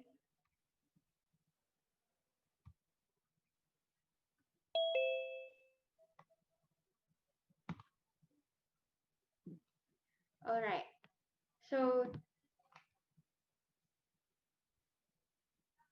the Council of Young Leaders of the Philippines is a youth-driven and youth-oriented organization that aims to provide a platform for the youth to be actively involved in nation building, especially in policy making. It is also a non-stock and non-profit organization accredited by the National Youth Commission through the YOUR program and by the Security Exchange Commission. The Council has aligned its goal with achieving the Sustainable Development Goals as set by United Nations and creating a significant impact through the comprehensive youth programs as identified by the Youth Development Index. The organization envisioned the creation of stable, sustainable, and state institutions where the voice of the youth in policymaking shall be heard. The Council shall aim for the both national and local implementation of policies that shall achieve the Sustainable Development Goals and shall create mechanisms that will honor and monitor that and address the issues of non-implementation of it. So, paano ba kami nag-start? Ang founding members po namin was just a participant sa naginanap na ASEAN Youth Forum sa sa Commission on Human Rights sa QC last 2017. So nung magkakatabi sila, they decided to talk about their different advocacies. And right after nilang makabalik sa kanilang mga pinanggalingan after the event, they decided to create this organization. So we were founded last 2017. So our members is divided into 8 committees. The first one is the Committee on Health, focusing on the policies that will provide healthcare access to every Filipino from mental health, reproductive health, and overall general health care services. The next one is the Membership and Ethics. The Membership and Ethics Committee is responsible for policies and rules of procedures within the organization, mainly concerned with membership. The third committee is the Cultural Diversity. The Committee on Cultural Diversity is responsible for policy regarding the integration of different cultures, showcasing art, patriotism, individuality, and other facets of culture. The fourth committee is the Youth Labor Force. The Youth Labor Force Committee is responsible for the promulgation of policies affiliated to the youth labor force, including factors which affect the youth's future integration and contribution to the market and labor sector, provision of proper training and enhancement of skills and capacities to ensure well-equipped laborers, programs on how to land to their skill-based job opportunity and remain competent while at school, protection of labor rights, promotion of decent work and procedures, and other economic policies affecting youth labor and other youth labor related topics not enclosed to such prior mention.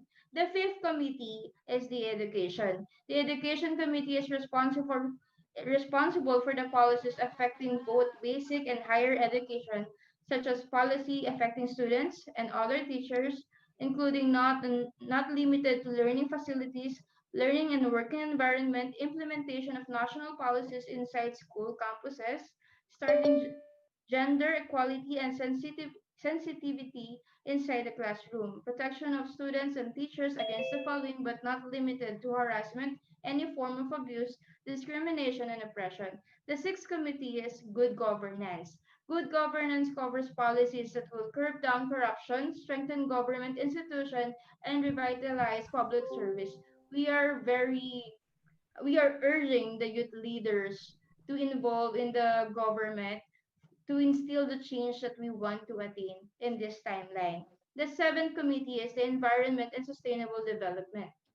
This is I am the committee chair in this committee.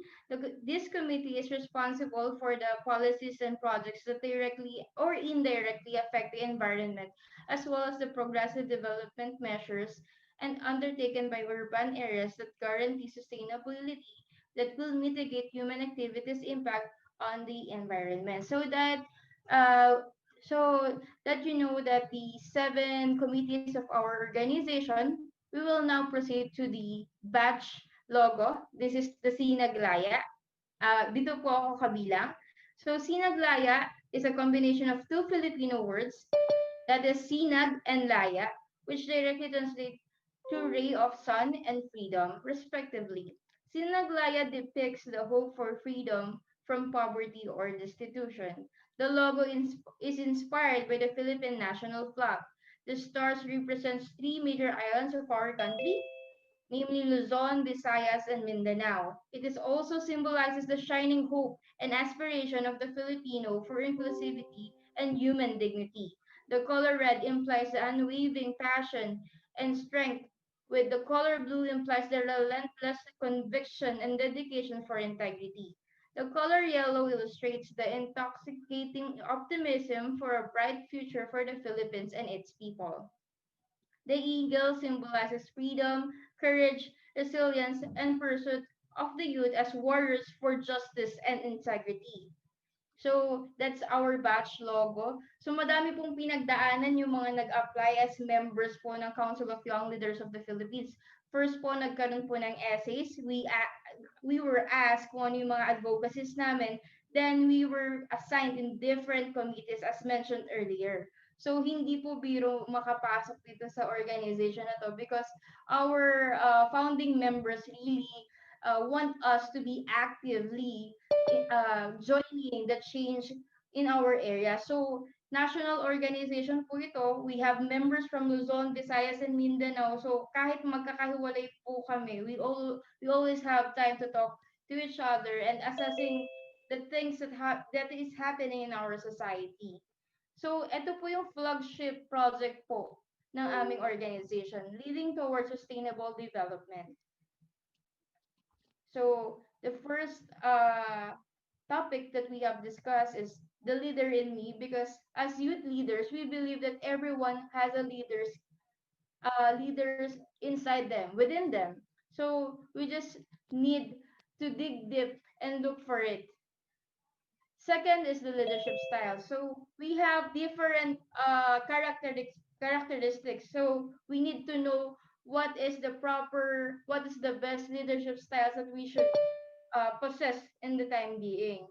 Third is project management. As leaders po, we all know na madami tayong naiisip na proyekto para sa ating bayan, pero we need to manage it para ma-execute po natin to properly. And fourth one is sustainable development. So when we have projects, we need to think if it's sustainable. Because if just a one-time big time, then maybe there's some more bigger projects that we need to attest to. Lastly is the sustainable development goals. Again, as youth leaders, we need to align our activities sa mga SDGs natin because this is a global goal that we need to attain. So here are the photos of our activities. So on the left side, that's the USD Youth to Be Summit, and the middle upper part, that's in the Holy Angels University. We conduct the Leading Towards a Sustainable Development Program. So on the right side, that's our first General Assembly. Ako po yung nakaitim dyan. So as member pa lang po ako niyan. Ngayon po, part na rin po ako ng NBank, ng Council of Young Leaders of the Philippines. Then this one, on the left part, we also conduct our LTSD sa St. Benilde. On the middle picture, sa JRU. So, nag-conduct din po tayo ng project management po dyan and orientation for sustainable development goals. And this On Hold, a Leading Towards Sustainable Development webinar series. Ito po yung unang webinar series na kinandak namin na over 100 participants po nag-join po sa atin via Zoom. So, different places, different leaders from the Philippines po ang sumama sa atin dito. So we have three tier activities on that project. That's on the beginners tier, intermediate tier, and advanced. So on the first part, we inculcate to them that they need to know the advocacy that they are fighting for. Second is on how to plot these projects. And third is they presented it to us. And we had top three project presenters nun.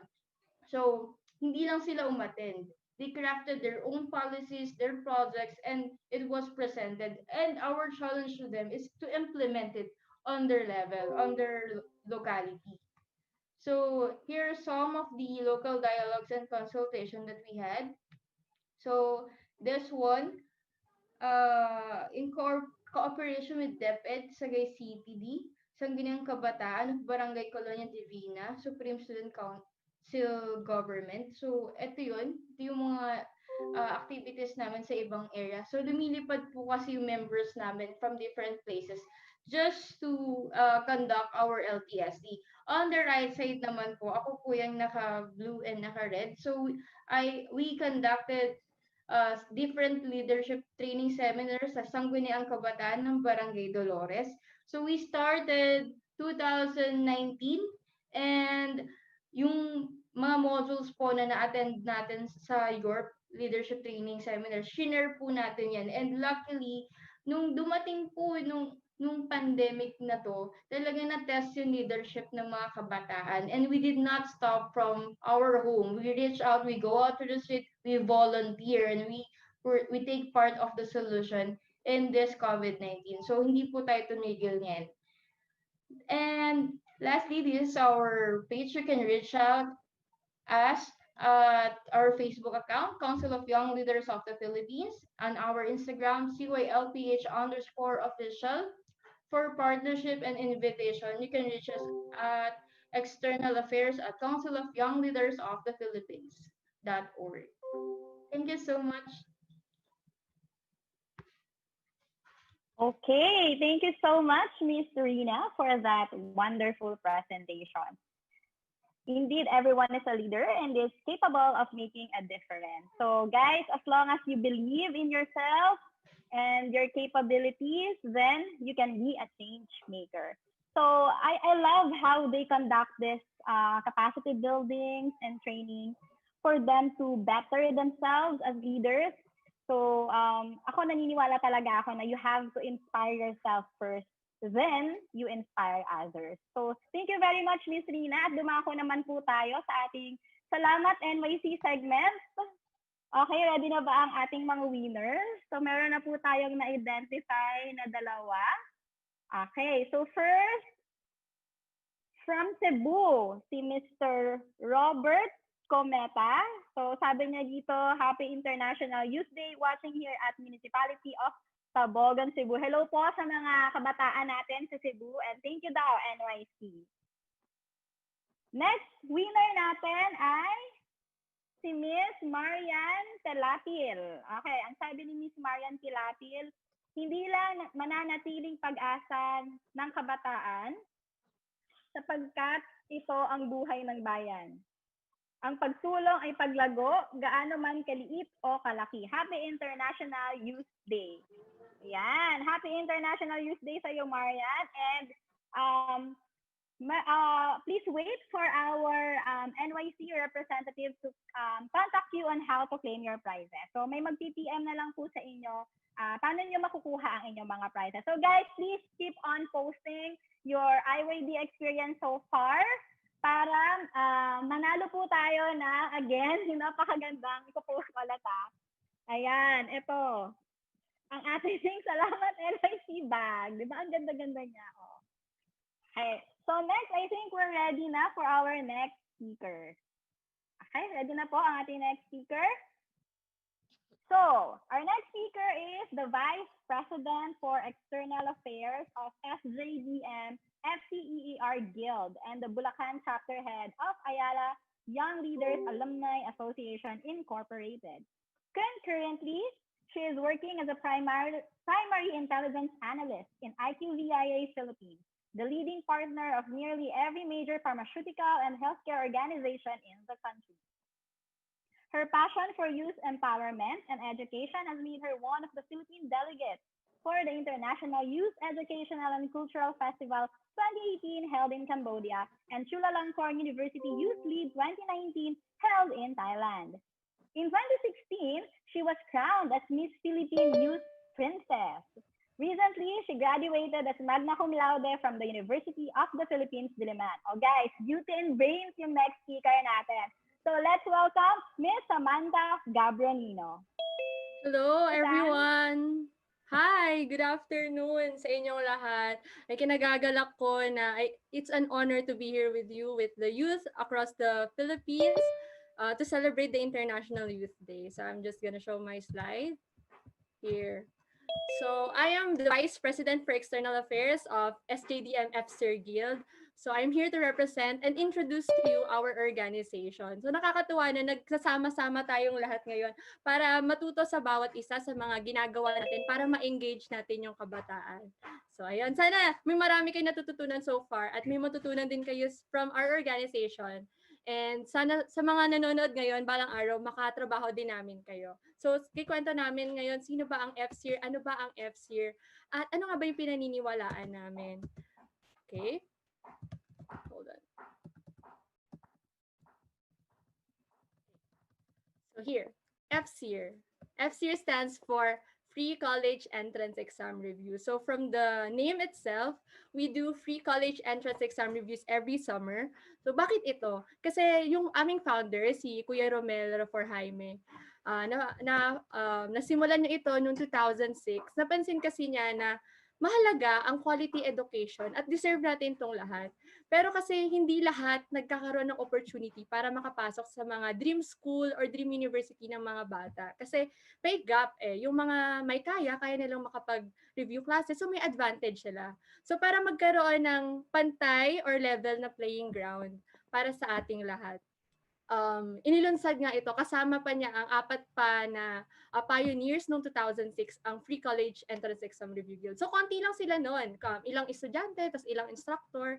Pero later on, dumami ng dumami. Yung mga estudyante na naturuan before, bumalik. At isa rin ako doon sa mga estudyante noon, noong 2014, nag-review ako sa kanila. At yun nga sinabi kanina, UP student ako. At feeling ko, papasalamat ko yon dahil sa kanila kasi natulungan nila ako na aralin yung mga bagay na hindi ko pa alam. Yan. Camaraderie, tulong-tulungan, mga volunteers lang din nagtutulungan. So ngayon, meron ng mga working na, mga nag-aaral sa UP, sa PUP, mga estudyante, bumabalik sila para mag-volunteer. Sa kasalukuyan, meron na kaming 100 plus na volunteers. Dito lang yan sa San Jose del Monte, Bulacan. May mga ilan na labas ng San Jose del Monte, pero patuloy pa rin kami nagtutulungan at dumadami pa kami sa mga bumabalik. So, noon kasi, kagaya lang kami ng ibang organization na, sige, yayaan lang, may review tayo ngayong summer, punta lang kayo kung gusto nyo, ganyan. Pero noong 2018, ginusto namin na i-formalize itong organization namin. Nagpa-register kami sa YORP ng NYC. Ganyan, nakilala pa namin yung sarili naming organization. Kasi meron kaming identity na, meron na kaming execom, meron kaming org structure, tapos constitution. At hindi lang yon, dahil bukod sa pagkakaroon ng identity, mas mamamaximize pa namin yung service namin para sa kabataan at mas ma-engage pa namin sila dahil alam na namin at malinaw sa amin yung ginagawa namin. Okay, so what do we do in FSIR? Puro lang ba review classes? So ito, ikwento ko na sa inyo. So ayan, nabanggit na namin, FSIR review classes. So this is absolutely free. Wala kang babayaran, except lang syempre sa mga modules, sa materials, kasi kailangan namin magpa-photocopy ng materials. Pero aside from that, yung serbisyo naming mga voluntary libre lahat, kailangan mo lang talaga ng passion para makinig sa mga discussion kasi para din naman to sa kanila. And I think more than service, what our organization offers is trust and hope for the next generation, for the youth. Kasi diba, when we trust these children, kala mo tayo, tanda ko na yun. When we trust these people, they have this hope and inspiration to move forward and achieve their dreams kasi may mga tao na naniniwala sa kanila. And I think most of you sa mga organization ninyo, ganun din yung paniniwala niyo at mga ginagawa niyo sa kapwa niyo kabataan. And that way, we engage them even more.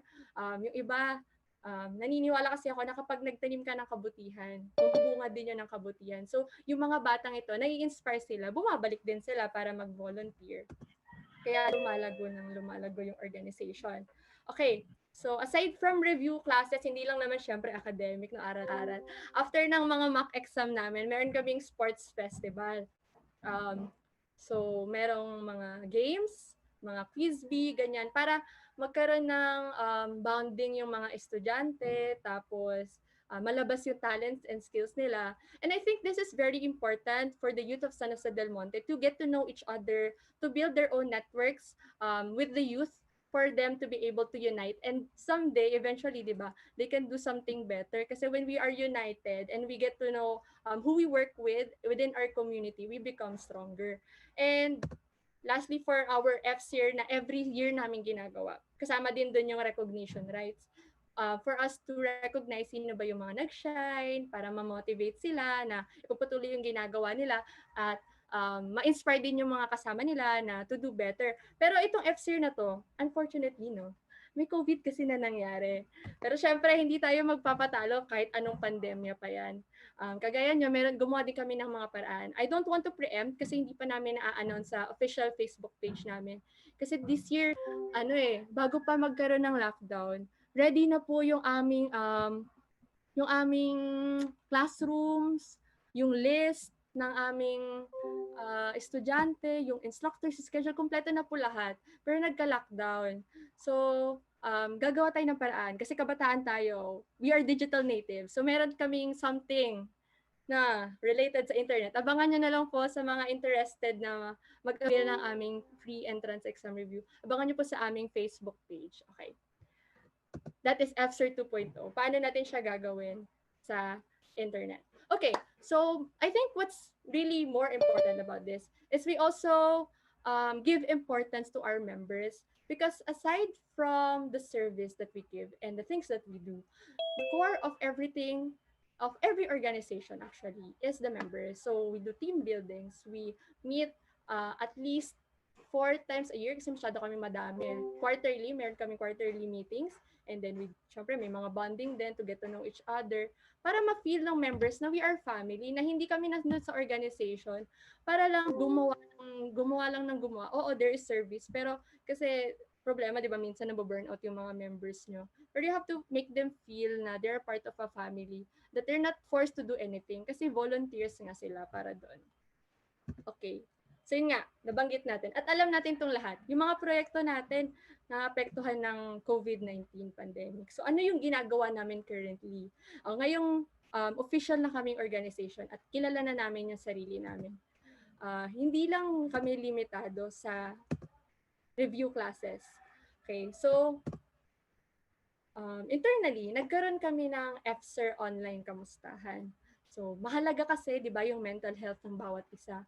So, nagkaroon kami ng talk on mental health, and continuously yan kasi this upcoming week, meron din kami another talk about mental health within our organization, because mental health is very important in this time of isolation. And aside from that, we saw the need of our members. We launched this FSIR community. So our members, total marami nang nakaluwag-luwag sa buhay, mga graduate na, nag-give back sila. We pulled together our money, our funds, para makapag-provide sa mga members namin na nangangailangan. Especially ngayong nagkaroon ng pandemic, may mga na-stuck sa mga dorms nila, may mga pamilya na nawala ng hanap buhay. So ayun, tinutulungan namin sila through our program, FSIR Community. So what do we do outside our organization? After we strengthened our members, our community within the org, we go out there to serve the people again. So FSIR Cares, or FSIR COVID-19 Assistance and Relief for Emergent San Joseños. So FSIR Cares, sa pagtutulungan din ng iba't ibang partnership ng mga organizations and our donors, nakalikom kami ng 88,000 pesos, may higit pa doon, at nakapag-donate kami sa about more than 200 families within San Jose del Monte. Kasi kung alam niyo po, ang San Jose del Monte, kadugtong po siya ng NCR. So NCR kasi marami doon nagtatrabaho na sa NCR. So nagkaroon ng lockdown, marami po sa San Jose del Monte ang nawalan ng hanap buhay. Kaya naman problemado yung mga kababayan namin kung saan makakakuha ng pagkain. So sa relief packs na to, naglalaman ng mga manok, mga itlog, ganyan. Mga healthy naman po, na binili din po namin sa mga farmers at sa mga naghahanap buhay dito sa San Jose del Monte, Bulacan para masuportahan din yung livelihood nila. At ayun, pinimagay namin yon. Tuwan-tuwa sila dahil kailangan natin ng suportahan yung mga kababayan natin kasi ano ba naman yung isang relief pack na kahit ilang, sabihin natin ilang pagkain lang yan. Ilang pagkain din na hindi nila iisipin kung saan nila kukuhanin. At higit sa lahat, mararamdaman nila na merong mga tao, kagaya natin, kahit bata lang tayo, kabataan tayo, hindi tayo lang, meron tayong magagawa at sinusuportahan natin sila. Okay.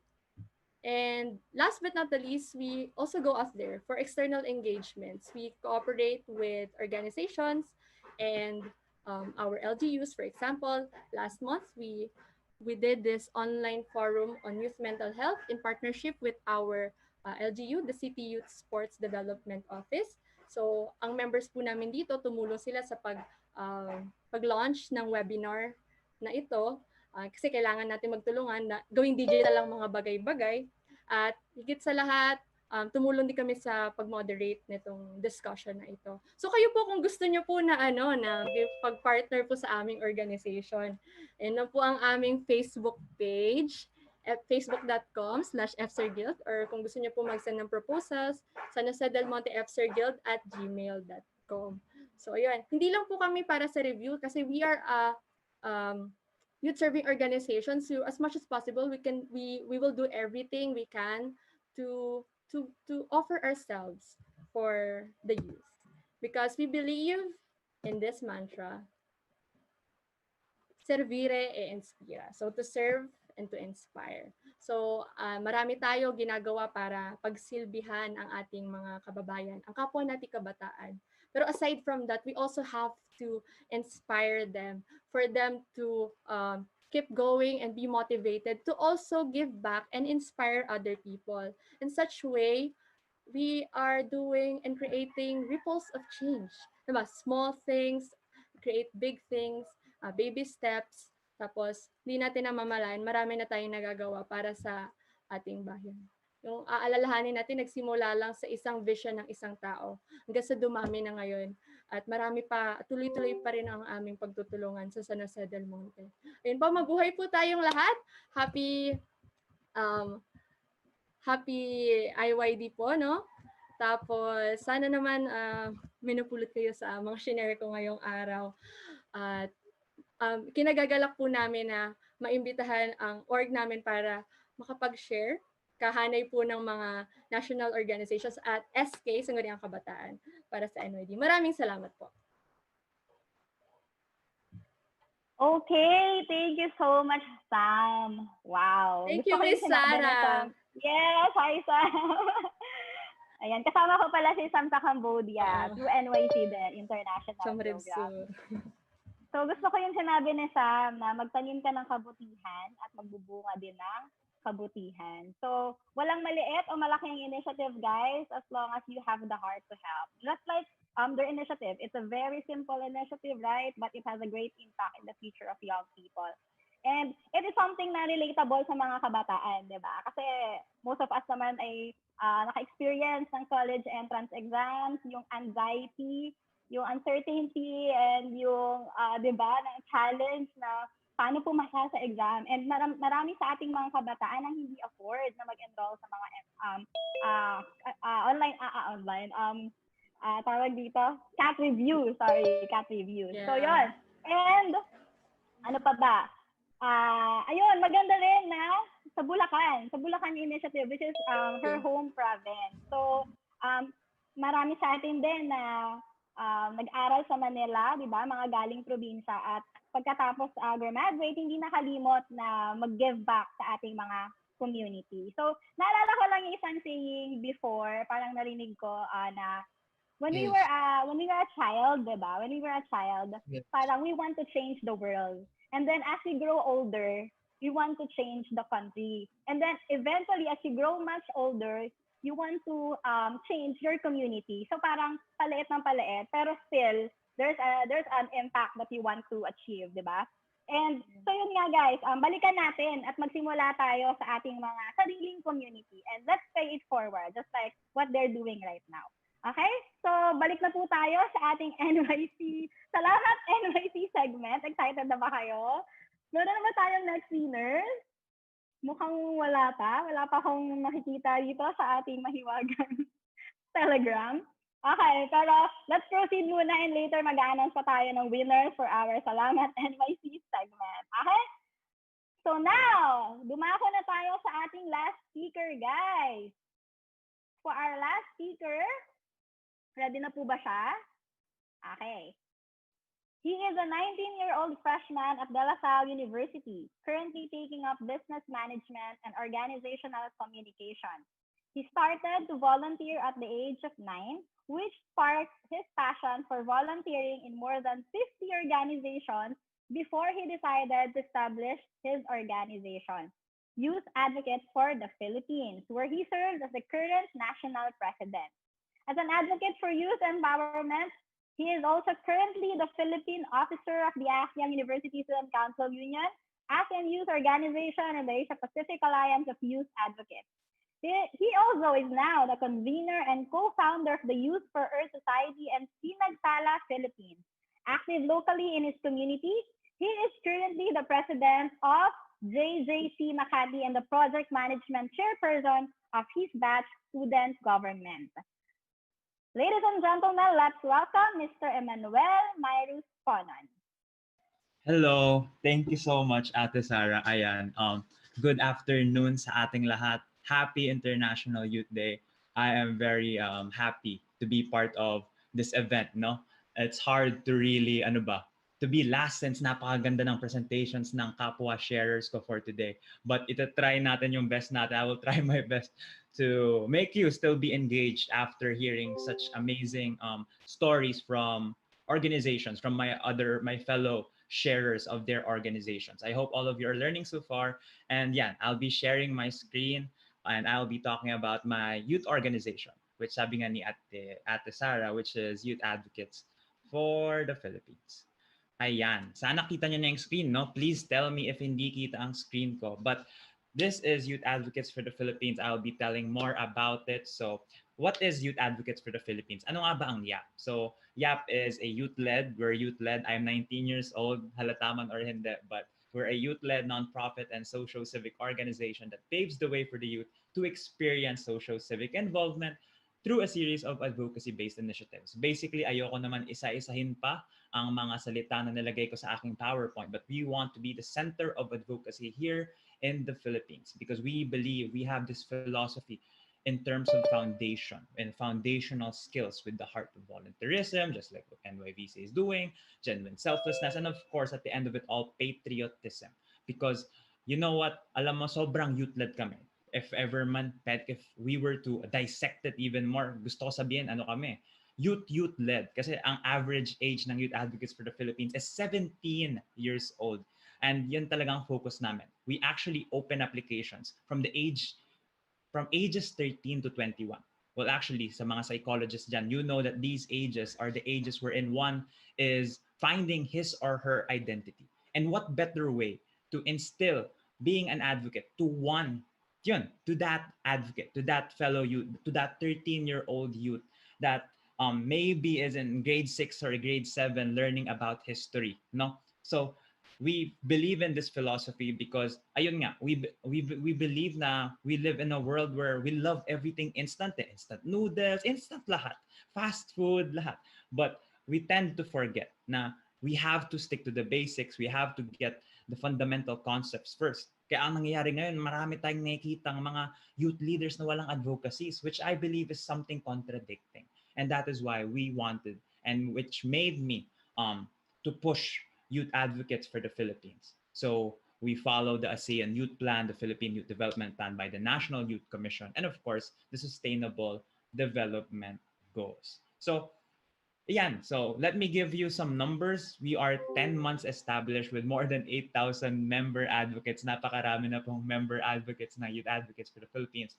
With, I think, 90%, no, 9 out of 10 of our members being in that age, no, from 13 years old to 21 years old. Marami na kaming nagawa, 250 plus initiatives. And yun nga, sabi ko nga, ang average, ang mean talaga namin na age is from 13 to 21. And we have been doing a lot of projects ever since. Parang every week, no, since karamihan sa amin, estudyante, we try to maximize our weekends to really implement and create initiatives. No, kawawa na lang yung mga nag-NSTP tulad ko. No, yeah. And one thing that I want to share, no, it's so amazing for us to get 235,000 organic Facebook likes in a span of 10 months. No, nakakatuwa. Like actually, nung isang araw lang ata, parang na-realize ko na, hala, parang kapantay na namin yung NYC, 200,000 likes. Ganun. So parang nakakatuwa na we got to engage the youth organically here sa Philippines. In one way or another, maybe through someone just reading one of our infographics or to someone that is very eager to advocate and join our organization. So nakikita nyo to, no? So we were tasked by the National Youth Commission to highlight one initiative that we have been doing. And actually, this is parang perfect, parang meant to be sa amin. Kasi, you know, we are advocates for the Sustainable Development Goals. And before we actually advocate for the SDGs, for some, no, medyo mahirap, parang di naman kailangan aralin, kaya kahit nasa curriculum siya ng iba, parang hirap siya, hirap i-memorize, ganun. So, we actually researched, and alam mo, sobrang connect ng event, lalo na for today, no? So as we are advocates for the Sustainable Development Goals, knowing yung hirap, no? Knowing the problem on why some people don't advocate for the SDGs, gumawa kami ng sarili namin, localized SDGs para sa Filipino youth, para sa mga estudyante, sa high school, sa college, elementary. We call this Project Archipelago. This is our youth development plan to our specific members. But for today, this is actually our official launch. We want this to be incorporated to a lot of schools. So what is Archipelago, no? For some of you, some already know this. Archipelago, alam naman natin. Bakit archipelago? Like Indonesia, no? We are an archipelago. Scattered yung islands natin. Just like these advocacies. Pero yan, pag pinagsama-sama mo yan, you create something fundamental. Because yun kailangan siya eh. One helps the other. Diba? One is dependent on the other and it creates rapport with one another. And ito pa, hindi nyo ba napapansin na every letter ng Archipelago ay may specific advocacy. A, arts, culture, and media awareness. R, research, innovation, science, and technology. C, climate action and environmental protection. H, hunger and poverty alleviation. I, inclusivity of marginalized sectors. P, public health and mental health awareness. E, education accessibility and quality. L, livelihood and labor rights. A, agriculture and sustainable industrialization. G, good governance and social responsibility. And O, one unified youth. We believe that this framework is something more inclusive to one. And it's not something that's going to fight the Philippine Youth Development Plan. It's actually something that would help the Filipino Youth Development Plan. So ayan, no? These are our initiatives powered by our advocacy. So we have the Youth Advocate Summit, Tabang Nakaron, Yap Talks, which I will look into later. You can follow us on this, and dito yung last page namin. But I just want to share also what our initiatives have been. Since alam naman natin, naging limited yung mga pwede natin gawing initiatives because, of course, MECQ, the pandemic has been restricting us on a lot of things. But we have, yun nga, we reassessed. We actually planned to cancel our operations, but then we thought about it and we maximized talaga the things that we could do in this pandemic. So, ayan, no, we have been doing a lot of big webinars, no, from the online Filipino Youth Action Summit, which we got more than 4,000 attendees from Tanglao Mental Health Awareness Week to celebrate Mental Health Week, which was a whole week full of webinars from mental health experts. And then alam naman natin, World Environment Day, we had also 1 week, first week of June, we had DEC, no, the first Digital Environment Conference, which na-experience, it was actually our pre-event for IYD kasi they got to meet people kasi this was an international event which was attended by more than 1,500 delegates. And we also have this advocacy series na ginagawa natin. And you know, one thing na napansin namin is alam naman namin mabibigat ang mga yung 11 advocacy. So we actually made two smaller organizations such as the Youth for Earth Society and Sinagtala Philippines. Sinagtala Philippines focuses on arts, culture, and media awareness. Yung A natin, no? Yung public health and mental health awareness. And of course, inclusivity. Kaya they got to create this event called Banyuhay for Pride Month. And of course, Youth for Earth Society was the one that led DEC, the Digital Environment Conference, which this focuses on our agriculture, on our other A advocacy, to our R advocacy, and yeah, to our livelihood advocacy. So again, no, this is one of our weekly projects. We try to get experts like Mr. Chaldiokno and other people that the youth would like to hear on talking. And in terms of Tabang Nakaron, despite how limited, we do know the importance, no? Especially knowing that H is one of our advocacies, hunger and poverty alleviation. We nagawa pa rin namin na gumawa ng fundraisers, ng outreach sa at least, alam ko, every region ng Pilipinas except Mindanao. Kaya nakipag-partner na lang kami sa Kapit Mindanao and other organizations. We really tried to do that. And ayun, napaka-perfect na. Kasi last August 8, no, we celebrated ASEAN Day, the anniversary of ASEAN. And one thing, no, and knowing na ngayon, no, Youth Engagement for Global Action, we actually made this ASEAN organization after being invited for the ASEAN Youth Plan for 2021 to 2025. So we got to make the ASEAN Youth Advocates Network to those interested individuals na willing na talagang maging engaged na globally. And we're actually going to be spreading out ASEAN Youth Dialogue since we know that not a lot are very familiar when it comes to ASEAN. I'm a liberal arts student, kaya it's mandatory for us to learn about these things. And I think it's just something more necessary to everyone, especially if we want to reach our goal of youth engagement for global action. They have to be aware of our regional situation, our national situation, of course, our global situation. So, ayan, no, we can do so much more. I'm very excited on what all of us can do together. And I hope na this International Youth Day sparks initiative, sparks your advocacy, and yun nga, talagang recalibrates your eagerness in being a youth leader for the country. Malaking tulong ang NYC sa akin because of the international events and all. And I hope now we get to continue this mission for the youth, because International Youth Day may just be the significance of us for celebrating us, the youth. But you know what? Talagang the youth should be empowered kasi we are not just the future. We are the ones that should be doing the things for the country now, for our progressive Philippines. Yours in sustainability. Maraming salamat po. I hope you got to learn something. Ayun, magandang araw. Thank you so much, Myros. Okay. All right. So thank you for sharing the initiative that your organization is doing right now, especially in the time of pandemic. So nakikita natin na ang dami, no? Kahit mga bata pa ang YAP. So na-share nga ni Myros ng average statistics ng members nila. Yung age nila is 17 years old. Can you imagine that? 17 years old. So, tama yung mensahe sa atin ni Commissioner Paul, di ba? Sabi ni Commissioner, yung message niya for IYDs, we are never too young to care for our community. And most especially, we are never too young to lead. Okay? So, dumasi na ulit tayo sa ating Salamat NYC segment. Okay, marami nang pumasok. Ito na, guys. Ito na. Galing kay Sydney Joseph L. Torinueva. I think he posted this in Twitter, right? At Sydney on top. So sabi niya, I advocate for the inclusivity of the marginalized sectors. We all have our human rights. No one should be left behind. Happy International Youth Day 2020. Ayan. Thank you so much, Sydney. Sydney or Sydney. Okay, nanalo ka ng bag. Okay, next, we have here, ano tong handle niya? At Sunlight? Sunlight ba do?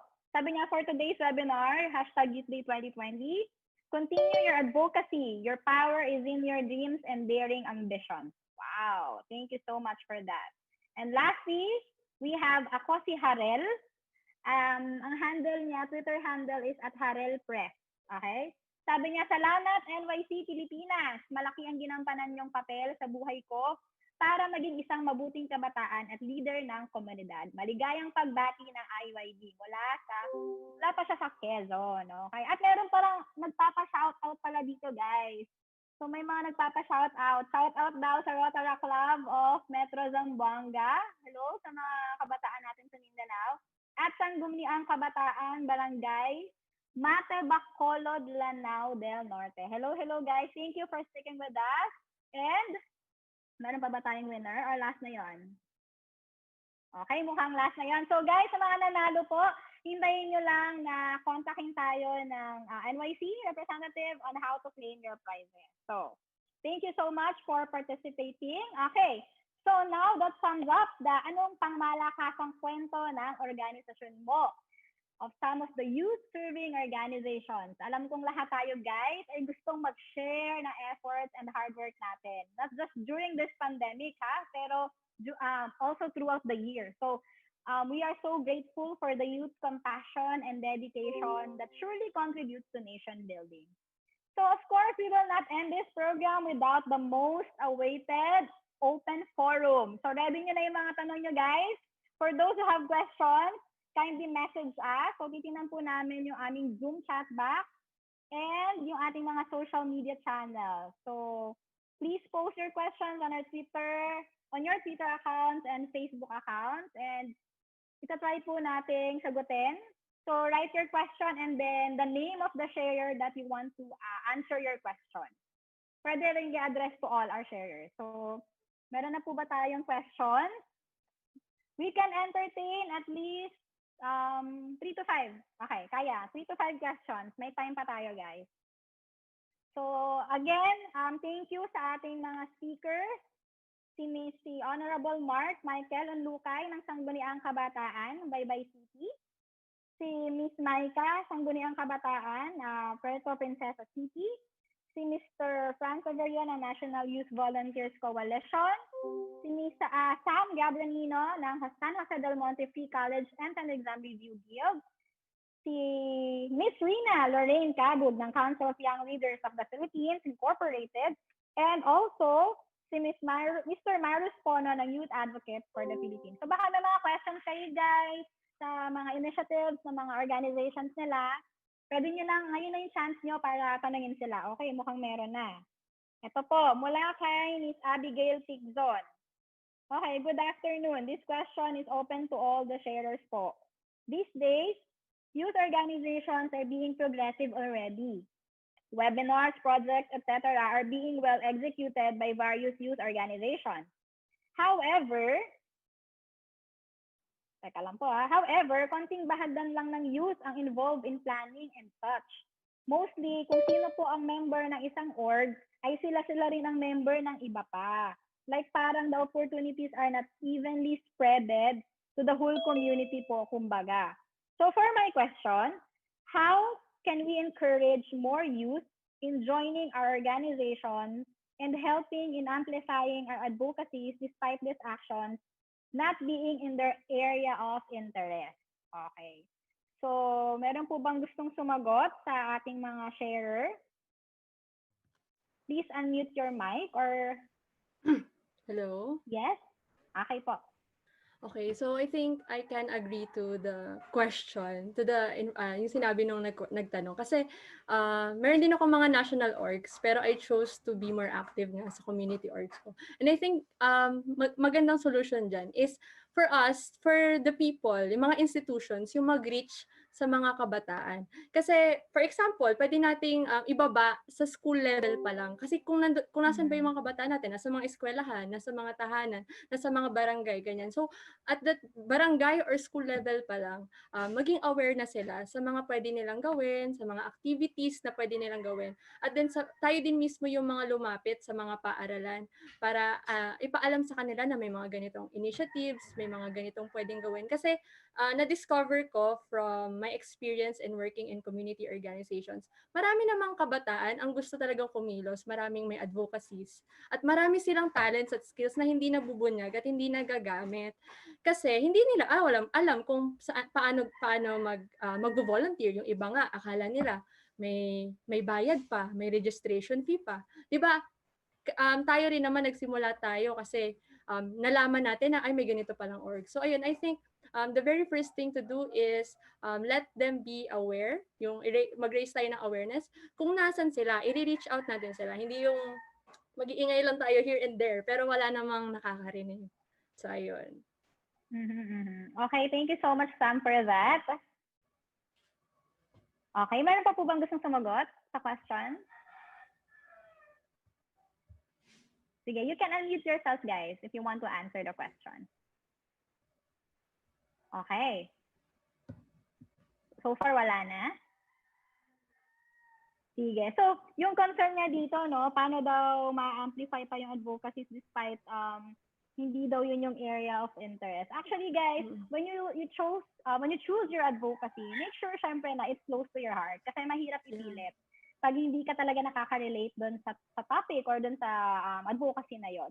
Sabi nga ni Kuya Mako ng IMA, di ba? Your greatest hugot is your greatest advocacy. Okay? So next, let's move on. Yes, may additional topic. Add ko lang, no? Kasi nabanggit nung nagtanong, parang nabanggit niya na progressive na daw, mga webinar. Pero tama, no, maliit lang na bahagdan doon yung may access sa technology, so yung makaka-participate sa mga ganito. So challenge yan para sa mga organizations, sa mga kabataan na nandito, para mag-develop ng mga activities na hindi lang webinar siguro, na hindi lang involve yung internet, para maging mas inclusive pa rin tayo kahit meron tayong kinakaharap na challenge. Yes, that's right. Thank you so much, Sam. So we have here another question. Ayan, dumadami na po yung mga tanong natin. Okay, ano ang unang step po, para po sa lahat ng mga sharers natin to ano ang unang step para makabuo ng isang youth organization? Mukhang maraming makakasagot nito. Sino pong gustong mauna? May nakita na ako nag-mute. Sino po yon? Sige po, go lang. You can answer. Hello, ma'am. May I answer the question? Yes po. Yes po. I am Engineer Wenko Chang from Butuan City. Siguro po, ma'am, yung tanong is, nakikita po natin yung sense of belongingness ng isang kabataan. No? The urge na gusto kong mabilong. So, paano pagbuo ng isang organization? Simple lang. Tignan natin yung mga sarili natin, tignan natin yung kabataan sa paligid natin, kung ano ba ang mga suliranin na dapat natin tutukan. For example, kung ang barangay nyo ay marami yung mga tatawag natin persons who are dependent on drugs. So ito yung isa sa mga dapat natin i-combat, itong illegal drugs. So pwede tayong bumuo ng isang organisasyon na maging counter, no, sa illegal drugs. Like kagaya dito sa amin sa Butuan City, meron kaming isang barangay na nag-focus ng isang youth organization na nag-focus ng anti-drugs. So ang tawag sa kanila ay Butuan Anti-Drugs Youth Organization. At kaya yung advocacy nila at yung purpose naging makabuluhan naman. So yun, advice ko lang po, ma'am, let's look at ourselves. Tingnan natin yung sarili natin at yung kapaligiran, ang mga kabataan, kung ano ang kailangan at ano ang dapat gawin. Thank you. Wow, thank you so much. Thank you so much. Sir, ano pong name ulit? From? Butuan City, SK Federation President. SK Fed po natin sa Butuan City. Okay, may gusto pong sumagot si Franz. Mr. Franz Averion, would you like to answer the question? Ayan, so thank you sa ating SK Fed ng Butuan City. And in addition lang, any project naman or program or activity or organization will start with an idea. So, any idea na meron tayo na nakikita natin, for example nga, may problema sa isang komunidad, for example sa isang barangay, isa sa mga solution para mas maging sustainable yung action natin is makabuo ng maybe isang organization or isang ad hoc committee para masolusyonan ito. So sa isang idea na yon, iisipin natin yung mga tao na naisip agad natin na alam nating makakatulong. So with that, it starts with you. It starts with 2 members, 3 members, and then makikita natin nag-expand na yung organization natin. And ayun, may isa sa katuparan na natin yung mga mitihin natin at mitihin ng ating organisasyon. And with that, minsan, eto nagkakaroon talaga, sabi nga ni Sam kanina, ng ripple effect. So yung what you can do to your beneficiary, minsan mas nagiging involved na rin sila at nagiging miyembro ng organisasyon. So ayun, sa simpleng idea na meron tayo at puso para magbahagi, ayun, actually, ayun, marami na siya at malaki na yung mararating niya. Ayun. Ang ganda. Thank you so much for that, Franz. Okay, so let's proceed to our next question. Okay, ito po para lahat din sa ating mga sharers. What is your message po? Mula kay Sydney ulit. Active ni Sydney. What is your message po sa mga naunang generation who are underestimating the power and capability of the youth? Sino pa pong hindi sumasagot sa ating share? Maybe you would like to share your thoughts about this? Ano daw po yung message natin to those earlier generation daw na nag-underestimate? Still underestimating the power of youth. Myru, sagutin mo. Si Myrus, may nag-volunteer po kay Myrus. Bino-volunteer ka Go, Myrus. As a young one, Myrus. Ako na-disconnect na si Myrus. Okay, anyone? I have a short answer. Hello? Yes, Sam. Thank you for that wonderful question. So para sa akin, ang masasabi ko lang, para sa mga kabataan muna, show, don't tell. Show, don't tell. So parang hindi natin sila pwedeng i-please kung ayaw nilang maniwala sa atin. Pero if we can show them na merong pinatutunguhan at merong progreso, di ba nakikita din ba natin sa sarili natin na may mga nangyayari, may nagagawa tayo. Tapos marirealize din nila yon na at some point, tayo din yung magmamana ng Pilipinas, magmamana ng mundo. So, if they can see something good, they will learn to trust us then with everything. So, yan. Ang hirap kasi mag-please ng everyone. But if you can show them that we are worth the trust, we can do something. Show, don't tell. Okay. Guys, remember, show, don't tell daw. Let your actions daw yung magpakita. Diba? Okay. Tama naman, diba? And sino pa? Meron pa ba? Meron pa bang gustong sumagot? Any message? Okay. Siguro na tayo, no? Proceed na tayo. Okay. This questions daw is open to all sharers ulit. Okay. From Stiger Aski Penicate. Okay. What are your thoughts po and how we deal with those generalizations about youth now? We brought many problems in our society. Thank you and happy International Day. Okay, so ano daw masasabi niyo sa mga comments na tayo daw yung, ano yung nakalagay doon? May generalization daw about youth na we brought problems in the society. Meron po bang gustong sumagot? From our 6 sharers. Yes? Anyone? Your friends daw po. Okay, na-volunteer ka. Na-volunteer ka na, Mga SK natin. Oo nga, mga SK. Hello po. Okay, someone from our SK, dito sa Zoom meeting. May gusto po bang sumagot? You can unmute yourself and then share your thoughts about it. Hello, can I answer? Yes po. And pa-introduce po ulit kung ano pong name and saan po tayo. Good afternoon pala sa lahat. My name is Stefan Blanco. I'm from municipality of Balamban. That is somewhere in province of Cebu. Well, ito na lang po. We cannot blame them if yun ang perception nila sa SK or in general sa kabataan. As we all know, sa gunang kabataan for the past few years or the past administration, medyo hindi, in general, hindi maganda yung mga performances. And parang feeling ng iba, parang you know, chosen lang, yung mga close lang nila ang na-reach ng mga activities nila. That's why I'm one of those young citizens of this municipality. We're so very happy na nabago na talaga ang mayroon ng batas na nagbibigay pangil sa SK. Now, sabi nga ng share natin kanina, show, gumawa ka na lang, gawin mo na lang. Don't ever fight them through words or you know what, iba na yun, past is past. Because for me, is something that we should learn. We should learn to reconcile. Tanggapin natin na yun na talaga.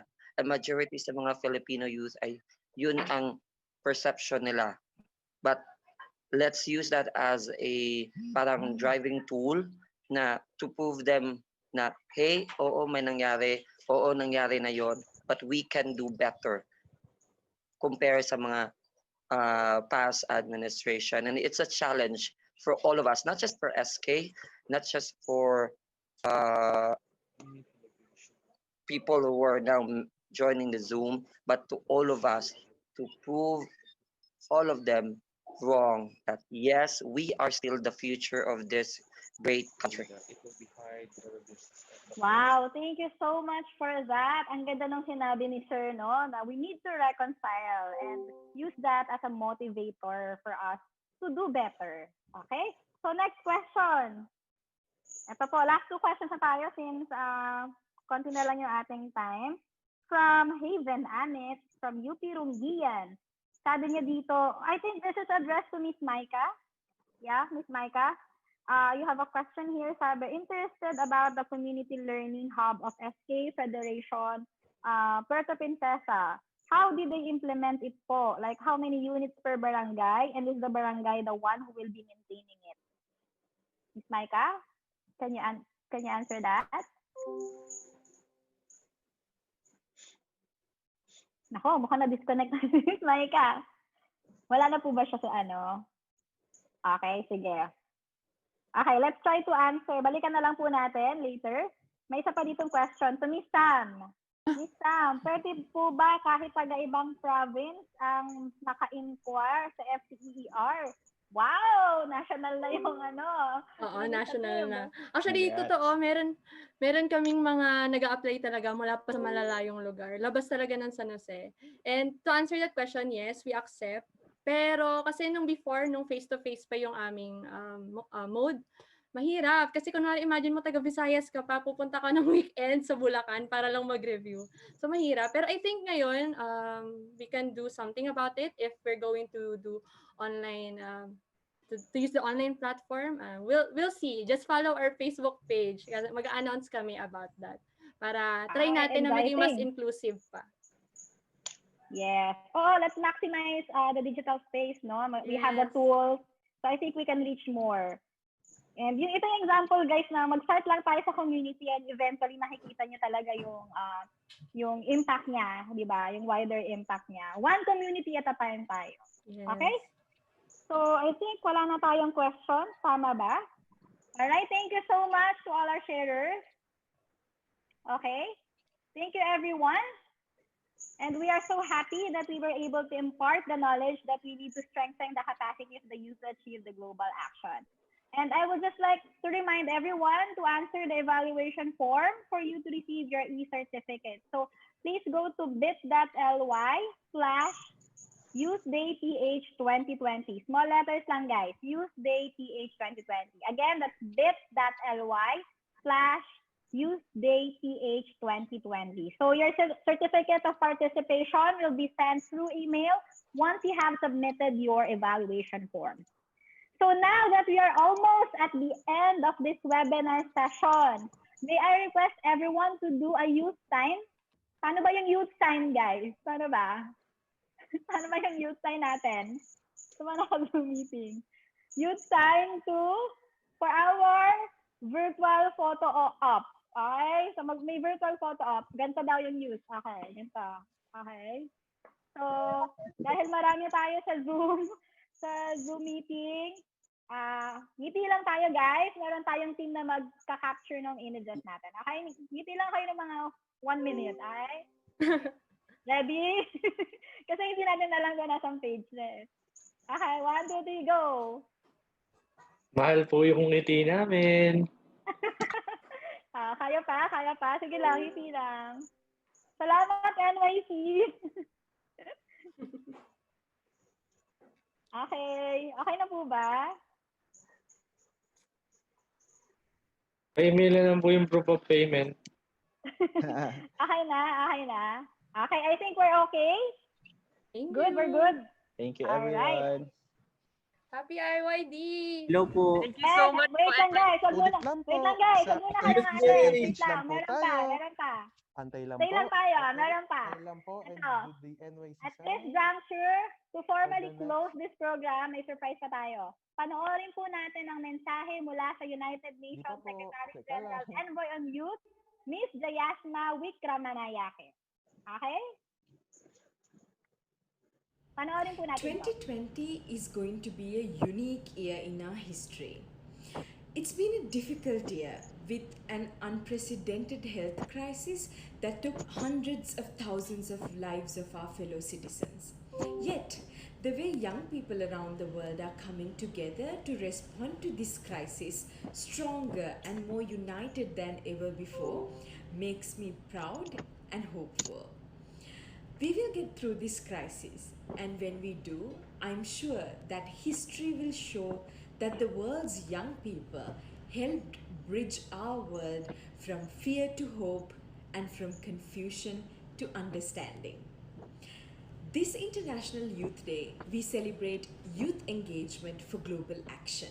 I celebrate you, young people who show resilience, strength, and solidarity in the face of an invisible enemy to benefit your communities. The COVID-19 pandemic revealed the fragility of our current global systems. It exposed the flaws of our political, economic, and social structures. I'm so proud to see young people calling out the root causes of these flawed systems. Every passing day, inequalities, racism, extremism, patriarchy, colonialism, unfair globalization, and irresponsible consumption and production are putting the lives of our people and our planet in harm's way. Our world needs saving, and you are the superheroes that will save us all this time. So let us take to the streets, organize our communities, organize our peers, lead by example, vote, run for office, and make sure that we become the change that we want to see in our world. Happy International Youth Day. Ha? Magkasingit sila? Nakarampa. Okay, thank you so much, Miss Jayasma, for that message. At yun nga po ang tinig ni Miss Jayasma Wikramanayake mula sa UN Envoy on Youth. Maraming salamat po, ma'am. And that concludes our event. Pero wait lang guys ulit kasi may mga hindi nakuhanan pala ng photo. So, syempre hindi tayo papayag, diba? Stay muna tayo and another virtual photo op ulit, guys. Okay, konti na lang. Game. Sige. Okay, ulit. Use pose. Okay, youth Okay, pose ready na ulit po ba lang ang po. ating team sa NYC? Yes po. Magsasabi po ako ng count ha. Okay, for the first page.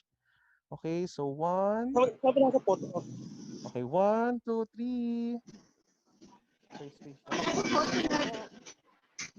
For the second page, Ilang pages pa to? Ilang pages po we tayo? have 4 pages po. 4 pages. 4 lang naman guys. 4 lang pala. So, Okay, second second page na. po, Second na. smile. Okay. Tatakpan nyo na sa baba. For the third page,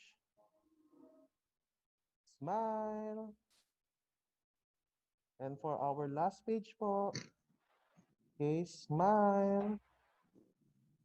Okay. Thank you very much po. Okay, guys, please don't forget to answer the evaluation form. And if it's not working right now, NYC will post the link on NYC page, FB page. So please check na lang po later for the announcement kung paano nyo sasagutan yung evaluation form. Right? Okay. So, and that concludes our event this afternoon, guys. We hope that our contribution to nation building will soar and grow stronger. So let us continue spreading the passion and advocacies needed in giving hope to our fellow youth. This has been your host, Sarah Fabito, and with me earlier was Jules Giyang. Wishing you a pleasant afternoon and happy International Youth Day. Stay safe and healthy, everyone. Paalam! Thank you, NYC. Thank you God po. bless. God bless. Thank you, everyone. Thank you, NYC. Thank you. Nice meeting everyone. Thank you. Thank you so much, NYC. Thank you all. NYC. Thank you, NYC. Thank you. Salamat Thank dito. you. International Youth Day. Salamat NYC. Salamat, Shopee. Maraming salamat po sa Thank you, lahat. NYC. Ingat po kayong lahat. Thank you so much. Happy Bless. International Youth Day. Thank you so much.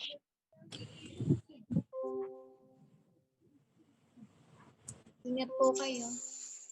Salamat. Ingat kayo pa uwi, guys. Ingat, keep safe. May breakout room pa ba dito? Gusto Janelle. Janelle. Baka may ibang speaker pa. Janelle, NYP 11. Devin Carl, NYP 11. Musta? Picture. Matira matibay, guys. Happy